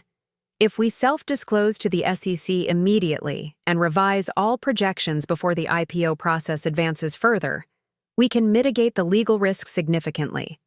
There would likely be penalties and certainly a delay in the offering, but we could avoid the most severe consequences. And if we don't? James asked. Criminal fraud charges for those involved in creating or knowingly presenting the false projections, Daniel replied bluntly, plus shareholder lawsuits, regulatory penalties, and potentially catastrophic damage to the company's reputation and valuation. Christopher finally spoke up. This is absurd. Nathan wouldn't jeopardize the company he built. There must be some misunderstanding about the Forrester discussions. I slid a document across the table. This is a statement from William Turner, CEO of Forrester, confirming that no expansion agreement was reached or imminent. He's prepared to testify to that effect if necessary. Christopher paled visibly as he scanned the document. Margaret leaned forward. I motion that we authorize immediate disclosure to the SEC and issue revised projections based on accurate growth forecasts. Second, said Raj quickly. Christopher raised a hand in weak protest. Shouldn't we at least hear Nathan's explanation first? He may have had ongoing discussions with Forrester that weren't formalized yet. Bill Turner and I went through every communication, I countered. There was never any substantive discussion of an immediate threefold expansion. Nathan? Invented it to inflate our valuation. The legal reality is clear, Daniel added. Delay increases our collective liability. As board members, you have fiduciary duties that could be compromised by failing to act on this information. That settled it. The vote was unanimous, even Christopher recognizing the futility of opposition in the face of such overwhelming evidence. There's one more matter, I said once the disclosure motion had passed. We have reason to believe Nathan and Christopher are planning some form of shareholder action to challenge the leadership transition. All eyes turned to Christopher, who shifted uncomfortably. I don't know what you're talking about. Don't you? I pulled out my phone and played a recording Jessica had provided. Christopher's voice clearly discussing strategy with Nathan, mentioning proxy solicitations and shareholder pressure. Christopher's face flushed with anger. You're spying? On private conversations now? No. Jessica Cooper happened to overhear while collecting her belongings. She felt obligated to report potential actions against the company's interests. James Peterson looked troubled. Christopher, is this true? Are you coordinating with Nathan to undermine the board's decision? Christopher glanced around the table, evidently realizing he'd lost any potential allies. Nathan built this company. He deserves the chance to defend himself before everything he's worked for is taken away. Nathan committed fraud, Elizabeth stated flatly. The company needs to distance itself from him, not rally behind him. Christopher, Margaret said with surprising gentleness, your loyalty to your friend is admirable, but your duty is to this company and its shareholders. You need to decide where your true allegiance lies. He stood abruptly. I need some air. After he left, the board continued discussing next steps. The SEC disclosure process, communications strategy for employees and stakeholders, revised timeline for the IPO. We should prepare for significant turbulence, I acknowledged. Our valuation will take a hit. Some investors may back out, but Horizon's fundamentals remain strong. We have market-leading products, loyal customers, and talented people. We can weather this storm if we stick to our principles. The meeting adjourned with clear action items assigned. As the others filed out, Margaret stayed behind. Christopher will resign, she predicted. He knows his position is untenable now. Probably, I agreed. But Nathan won't give up so easily. The SEC disclosure will humiliate him publicly. His reputation in the tech community will be devastated. Making him more dangerous, Margaret observed. Wounded egos lash out unpredictably, which is why we need to move quickly on all fronts. The sooner we disclose, the less time he has to mount any countermoves. I spent the next hours coordinating with our legal team and the independent auditors Diane had brought in. By mid-afternoon, our disclosure document was ready for submission to the SEC. Our PR team had prepared statements for employees, clients, and the media. The machinery of damage control was in full motion. Just as I was reviewing the final disclosure draft, my assistant announced an unexpected visitor, Jessica Cooper. She entered my office hesitantly, looking pale and drawn. I'm sorry to come unannounced. I tried calling, but it went to voicemail. It's been a busy day, I replied, gesturing for her to sit. Is everything all right? No, she said simply. Nathan confronted me this morning. Someone told him I gave you information. About the Forrester contract and the recordings of his conversations with Christopher. He was threatening. My concern sharpened. Threatening how? He implied I could be charged as an accomplice in the financial matters since I processed some of the paperwork. He said if I testified against him, he'd make sure I lost my law license. And She paused, placing a protective hand over her slightly rounded abdomen. He said he'd fight for full custody once the baby is born, that he'd use his resources to paint me as an unstable gold digger. The calculated cruelty was pure Nathan. When cornered, he always sought leverage to control those around him.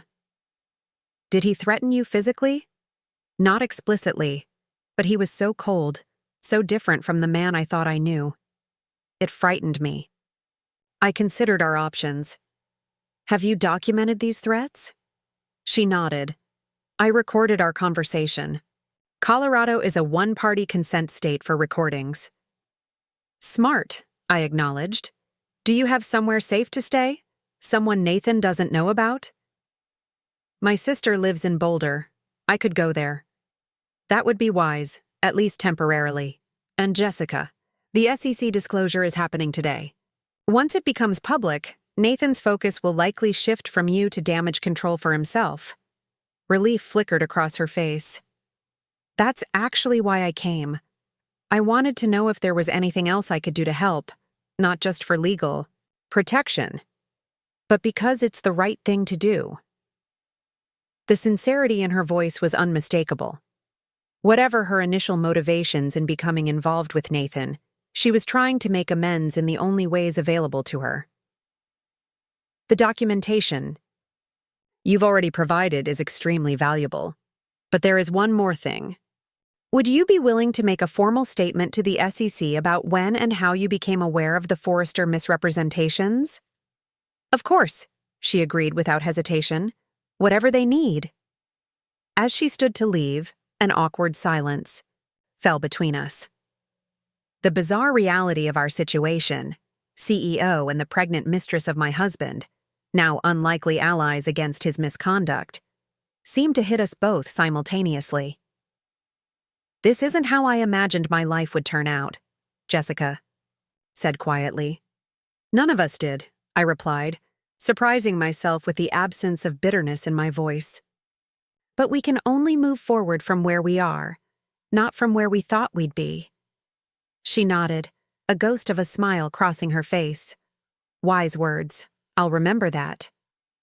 After Jessica left, I finalized the SEC disclosure and authorized its submission. Within hours, the news would begin circulating through financial circles, eventually reaching mainstream business media. Nathan's fraudulent projections would become public knowledge, as would the board's decision to remove him and install me as CEO. There was one more person I needed to speak with before the storm broke. I called Daniel and asked him to set up a meeting with Nathan. Are you sure that's wise? He asked cautiously. Probably not, I admitted. But I want him to hear this from me directly. Not from the media, not from his attorney, from me. Daniel sighed. I understand. I'll arrange it, but I'm coming with you. Nathan chose the meeting location, an upscale bar in one of Denver's trendiest hotels. No doubt he thought the public setting would constrain my reactions. He didn't know I'd moved beyond emotional responses to calculated strategy. He was already seated at a corner table when Daniel and I arrived, nursing what looked like an expensive scotch. The confidence in his posture faltered slightly when he saw Daniel accompanying me. I thought we were meeting alone, he said as we sat down. You lost the privilege of private conversations when you threatened Jessica this morning, I replied calmly. His eyes narrowed. She's running to you now? Interesting alliance. We're not here to discuss Jessica, Daniel interjected. Olivia wanted to inform you personally of actions taken today that will affect you significantly. Nathan leaned back, feigning relaxation, though tension showed in the set of his shoulders. Let me guess. You're filing for divorce, hardly unexpected at this point. The divorce is in process, I confirmed, but that's not why we're here. The board unanimously approved disclosure to the SEC regarding your misrepresentation of the Forrester contract and the inflated IPO projections based on that misrepresentation. The color drained from his face. For once, Nathan Mitchell was speechless. The disclosure was submitted approximately 2 hours ago, I continued. It details how you presented growth forecasts to potential underwriters that were predicated on a Forrester expansion that never existed. It also documents the JC Strategies payments and other financial improprieties. You can't do that, he finally managed. You'll tank the company's valuation. Years of work destroyed. The valuation will adjust to reflect reality, not your fantasies, I countered. Horizon is still a valuable company with strong products and loyal customers. We'll recover, especially with honest leadership. Nathan's shock gave way to cold fury. This is about revenge. You couldn't stand that I found someone younger, someone who appreciated me, so you're burning everything down. Daniel started to speak, but I raised a hand to stop him. That's not why we're here, Nathan. We're here because you committed fraud. You betrayed not just me, but every employee, every investor, every customer who trusted you. The disclosure isn't revenge, it's accountability. My attorneys will fight this, he threatened. I'll sue for defamation, for wrongful termination. I'll take this all the way to trial if necessary.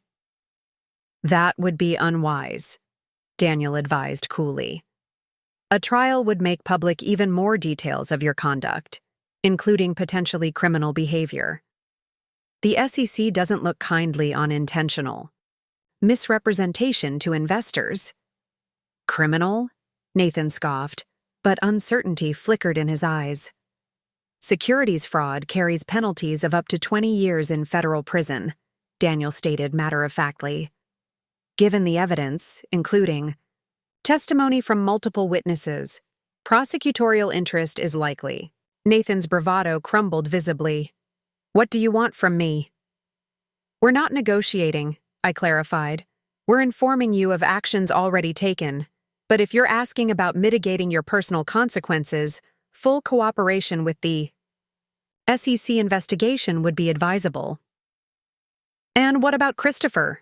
Nathan asked, a desperate edge creeping into his voice. Is he implicated too? Christopher's involvement is still being assessed, I replied neutrally. His future with Horizon depends largely on his choices in the coming days. Nathan stared into his scotch, the magnitude of his situation finally sinking in. When he looked up, the arrogance had drained from his expression, replaced by something I'd rarely seen in our 12 years together. Fear. Olivia, please, he said, his voice lower. We can still fix this. I made mistakes, terrible mistakes. But destroying my career, possibly sending me to prison, is that really what you want? What I want is irrelevant, I replied, surprising myself with how true that felt. This isn't personal anymore, Nathan. It's about doing what's right for the company, for our employees, for all the stakeholders who depended on honest leadership. It was one mistake, he insisted. One set of projections that got out of hand. It wasn't one mistake, I corrected him. It was a pattern of deception that culminated in fraud.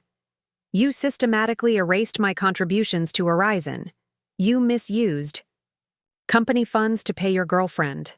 You manipulated financial projections to inflate our valuation. Each step showed who you really are. He flinched at the assessment. And who exactly do you think I am?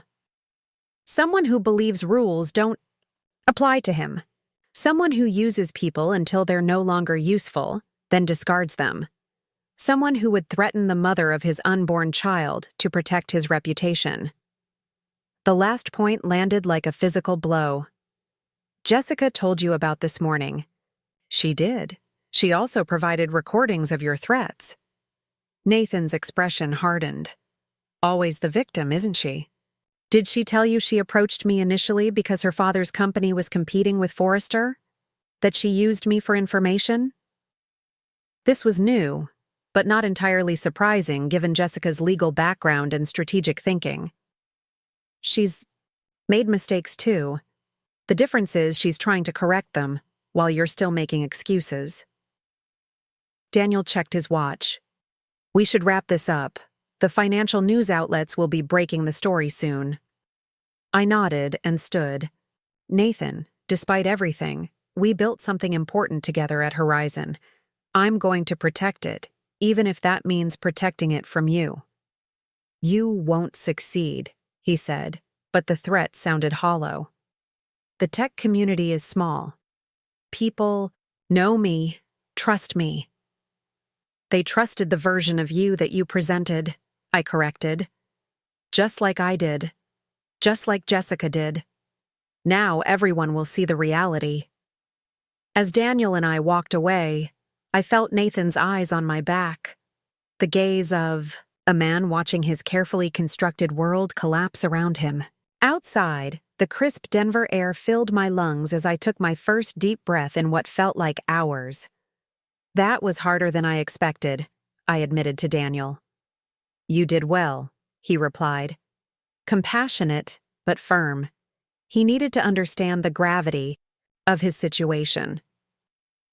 My phone buzzed with an incoming call from Diane. It's starting, she said without preamble. Bloomberg just ran the story about the SEC disclosure. CNBC is planning coverage for their closing bell segment. How's the internal communication going? I've been personally briefing department heads. Ryan is handling the technical teams. There are questions, concerns, but also a lot of relief that we're being transparent. Any word from Christopher? His resignation letter was on my desk when I returned from lunch, effective immediately. One less complication to manage.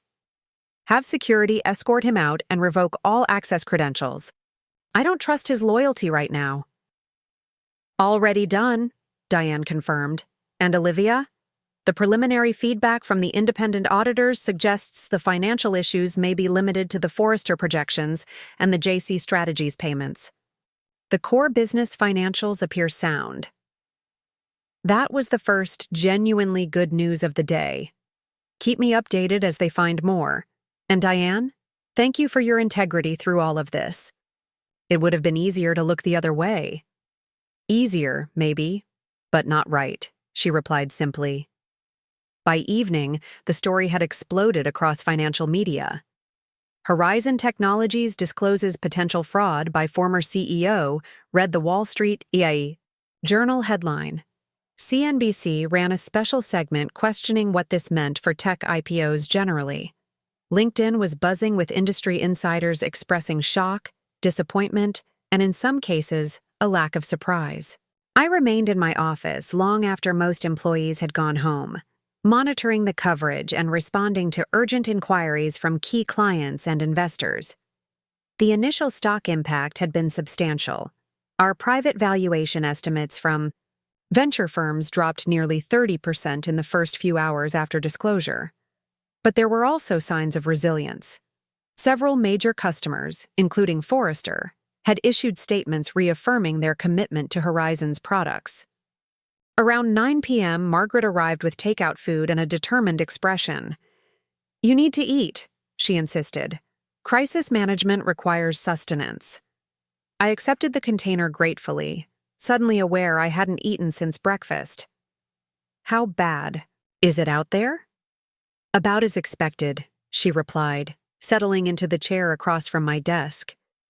The valuation hit is significant but not catastrophic. The SEC has already reached out to schedule initial interviews. Most importantly, the narrative is working in our favor. New leadership discovering and promptly disclosing issues left by the previous CEO. And Nathan? Margaret's expression hardened. His attorney issued a statement calling the allegations misleading and lacking context. Standard defensive posturing. But several industry contacts who've known Nathan for years have reached out to me privately, asking for the real story. His reputation is taking a serious hit. I nodded, picking at the food without much appetite. Is it wrong that I don't feel more satisfaction? He betrayed me personally, professionally. He deserves this downfall. But all I feel is tired. Margaret studied me thoughtfully. That's because you're focused on rebuilding, not revenge. Destruction is easy. Creation takes real effort. We have so much work ahead, I acknowledged. Stabilizing the company, cooperating with the SEC investigation, rebuilding investor confidence. The IPO will be delayed at least 6 months, probably longer. Perhaps that's for the best, Margaret suggested. It gives you time to put your own stamp on Horizon's future rather than executing Nathan's vision. The observation resonated deeply. In focusing on damage control, I hadn't fully processed that Horizon was truly mine to lead now, not just operationally but strategically. The company's direction, culture, priorities, all could be reshaped according to my values, not Nathan's. You're right, I said, feeling a renewal of energy despite the exhaustion. This isn't just about fixing Nathan's mistakes. It's about building the company Horizon should have been all along. Margaret smiled approvingly. Exactly. And if you ask me, that company will be significantly stronger than Nathan's version. As Margaret left, my phone buzzed with a text from Jessica. Watching the news. You're handling it all with incredible grace. If there's anything else I can do to help, just ask. The message reminded me of another loose end that needed addressing. I called Daniel. I know it's late, I began when he answered. It's been that kind of day, he replied. What's on your mind? Jessica. Nathan threatened her about custody and her law license.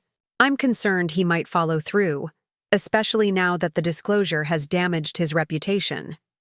Daniel considered this. We should document the threats, certainly, and perhaps discuss protective measures, both legal and practical. Could we use the recording she made as leverage? Make it clear to Nathan that if he pursues any action against her, that recording goes public? Possibly, Daniel said cautiously.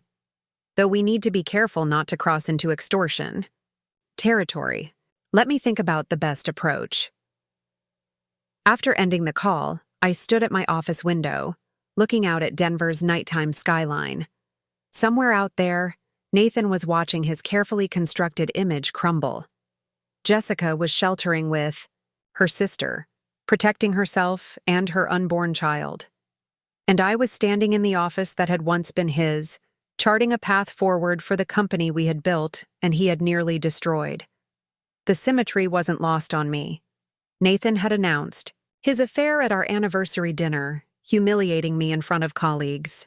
Now his professional humiliation was playing out publicly, his misdeeds exposed for all to judge. But unlike Nathan, I took no pleasure in his downfall. The satisfaction came not from his suffering, but from the truth finally emerging. Painful, as it was. My phone rang again, this time a Denver number I didn't recognize. Olivia Mitchell, I answered. Ms. Mitchell, this is Agent Carla Rodriguez with the FBI's Financial Crimes Division.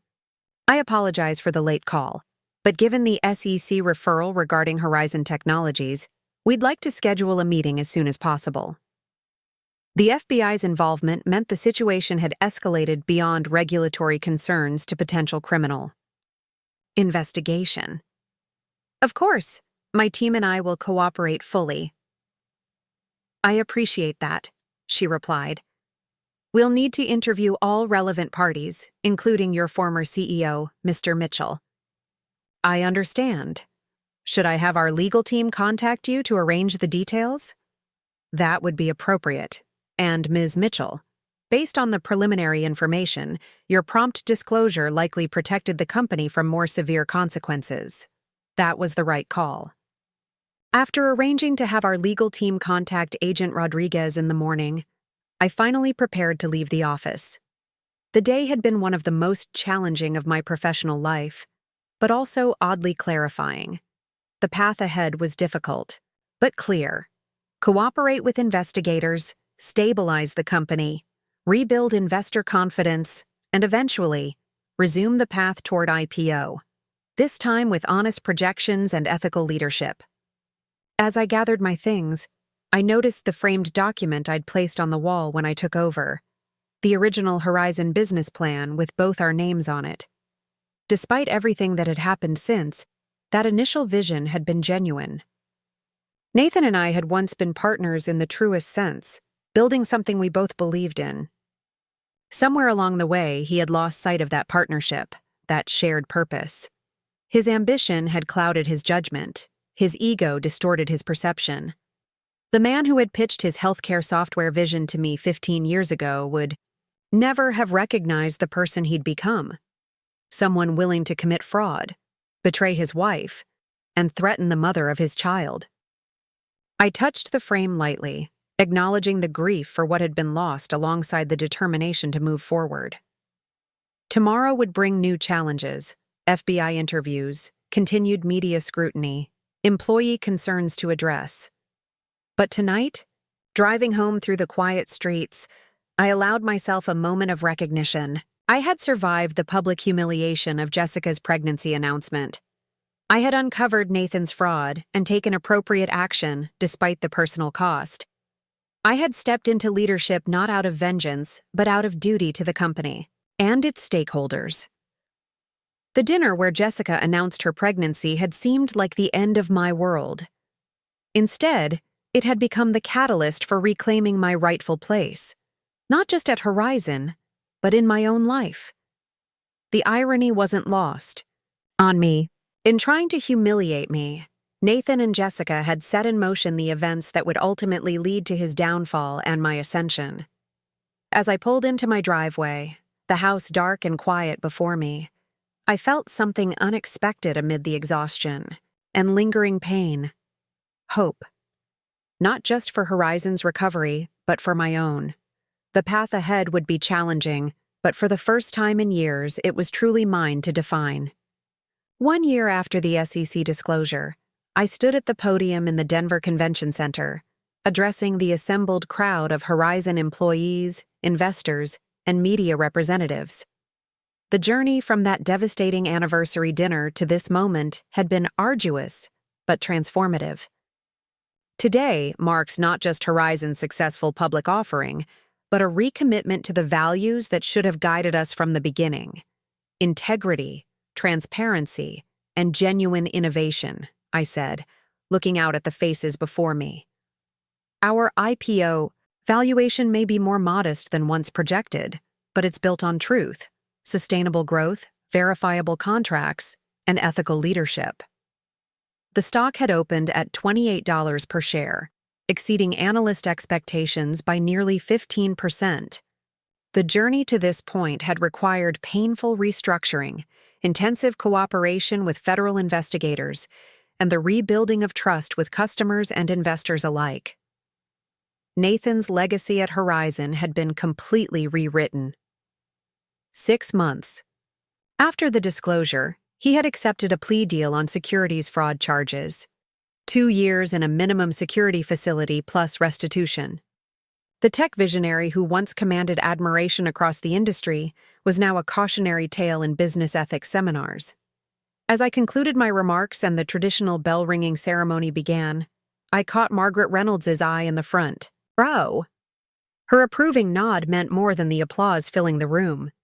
She had been my steadfast ally throughout the turbulent transition, her wisdom guiding key decisions when the path forward seemed most uncertain. The reception afterward was jubilant. Horizon employees, those who had weathered the storm, and the talented newcomers we'd attracted during the rebuilding, celebrated not just the financial milestone, but the company's cultural transformation. The toxic competition and credit stealing that had characterized Nathan's leadership had been replaced by collaboration and proper recognition. Ryan Hernandez, our CTO, approached with champagne flutes. "To the CEO who saved Horizon from itself," he toasted. "To all of us," I corrected, including Diane, who had joined us. This was never a one-person rescue mission. True, Diane agreed, but we needed the right leader to guide us through. Not everyone would have had the courage to disclose those projections knowing the short-term consequences. The celebration continued around us, but my attention was drawn to an unexpected figure entering the reception area, Jessica Cooper, and get ahead of whatever Nathan and Christopher are planning. As I drove home to my empty house, Nathan had moved out to a downtown condo. I felt a strange sense of clarity.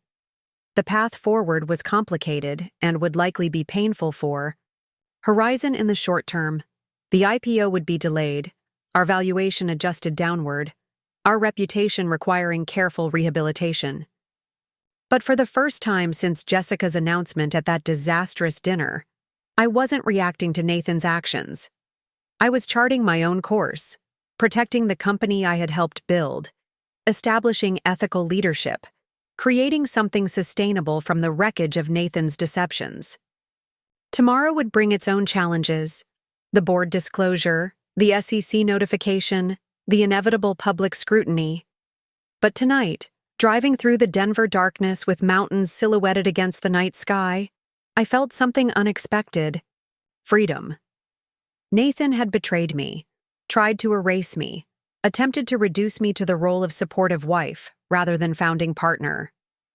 Now I was reclaiming not just my rightful position, but my vision for what Horizon could be. A company built on integrity, innovation, and authentic relationships. Let Nathan and Christopher plot their counter-moves. I had truth on my side, and a growing certainty that whatever came next, I was exactly where I was meant to be. The emergency board meeting began at 7 a.m. sharp. The early hour hadn't deterred. Full attendance. Even Christopher Barnes had returned from his leave of absence to sit scowling at the far end of the table. I suspected Nathan's influence in his sudden reappearance. "Thank you all for accommodating this urgent session," I began, meeting each board member's eyes as I spoke. "We've discovered serious issues that require immediate attention and disclosure." Margaret nodded encouragingly, while Raj and Elizabeth exchanged concerned glances. James Peterson looked tired, as if he hadn't slept well. Christopher's hostility was palpable. "As you know, we've been conducting a thorough review of company operations since the leadership transition. What we've found regarding the Forrester contract and our IPO projections is troubling." I laid out the facts methodically: the misrepresented expansion, the inflated growth projections, the potential securities implications, while Daniel distributed documentation packages containing the evidence, including the materials Jessica had provided. In essence, I concluded, Nathan was presenting growth forecasts to potential IPO underwriters that were based on a Forrester expansion that doesn't exist and was never formally agreed to. This constitutes a material misrepresentation that could be construed as securities fraud. The silence that followed was profound. Even Christopher looked shaken. Elizabeth Carter was the first to recover. "What is our exposure here?" Daniel stepped in. "If we self-disclose to the SEC immediately and revise all projections before the IPO process advances further, we can mitigate the legal risk significantly. There would likely be penalties and certainly a delay in the offering, but we could avoid the most severe consequences." "And if we don't?" James asked. "Criminal fraud charges for those involved in creating or knowingly presenting the false projections," Daniel replied bluntly, "plus shareholder lawsuits, regulatory penalties, and potentially catastrophic damage to the company's reputation and valuation." Christopher finally spoke up. "This is absurd. Nathan wouldn't jeopardize the company he built. There must be some misunderstanding about the Forrester discussions." I slid a document across the table. "This is a statement from William Turner, CEO of Forrester, confirming that no expansion agreement was reached or imminent. He's prepared to testify to that effect if necessary." Christopher paled visibly as he scanned the document. Margaret leaned forward. "I motion that we authorize immediate disclosure to the SEC and issue revised projections based on accurate growth forecasts." "Second," said Raj quickly. Christopher raised a hand in weak protest. Shouldn't we at least hear Nathan's explanation first? He may have had ongoing discussions with Forrester that weren't formalized yet. Bill Turner and I went through every communication, I countered. There was never any substantive discussion of an immediate threefold expansion. Nathan? Invented it to inflate our valuation. The legal reality is clear, Daniel added. Delay increases our collective liability. As board members, you have fiduciary duties that could be compromised by failing to act on this information. That settled it. The vote was unanimous, even Christopher recognizing the futility of opposition in the face of such overwhelming evidence. There's one more matter, I said once the disclosure motion had passed. Exactly. Eleanor used to say the true measure of leadership isn't what you build, but what you refuse to compromise in building it. Horizon under Nathan was compromised to its core. You restored its integrity while preserving its potential. As the evening concluded and the last guests departed, I found myself alone in the convention center's atrium. The banner announcing Horizon's IPO still hung prominently, our revised logo capturing the company's evolution. Same name but different identity, just like me. I thought back to that devastating dinner a year ago, when Jessica had stood with champagne in hand to announce her pregnancy. The memory no longer carried the same sharp pain.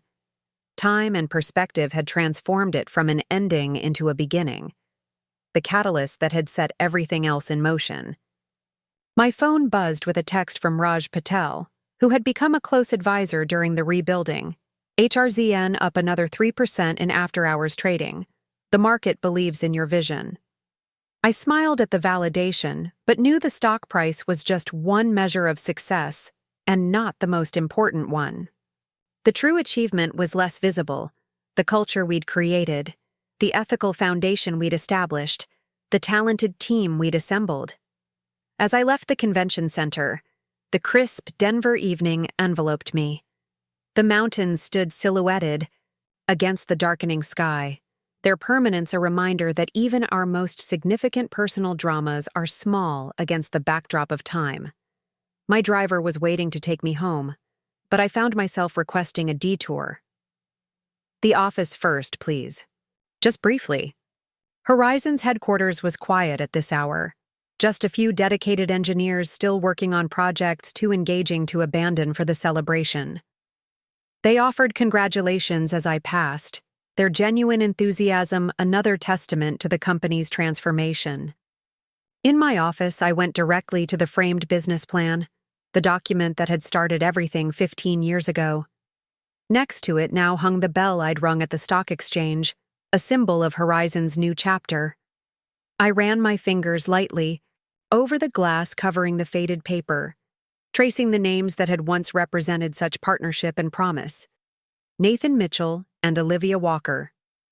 I had reclaimed my maiden name after the divorce, a small but significant act of reclaiming my identity separate from Nathan.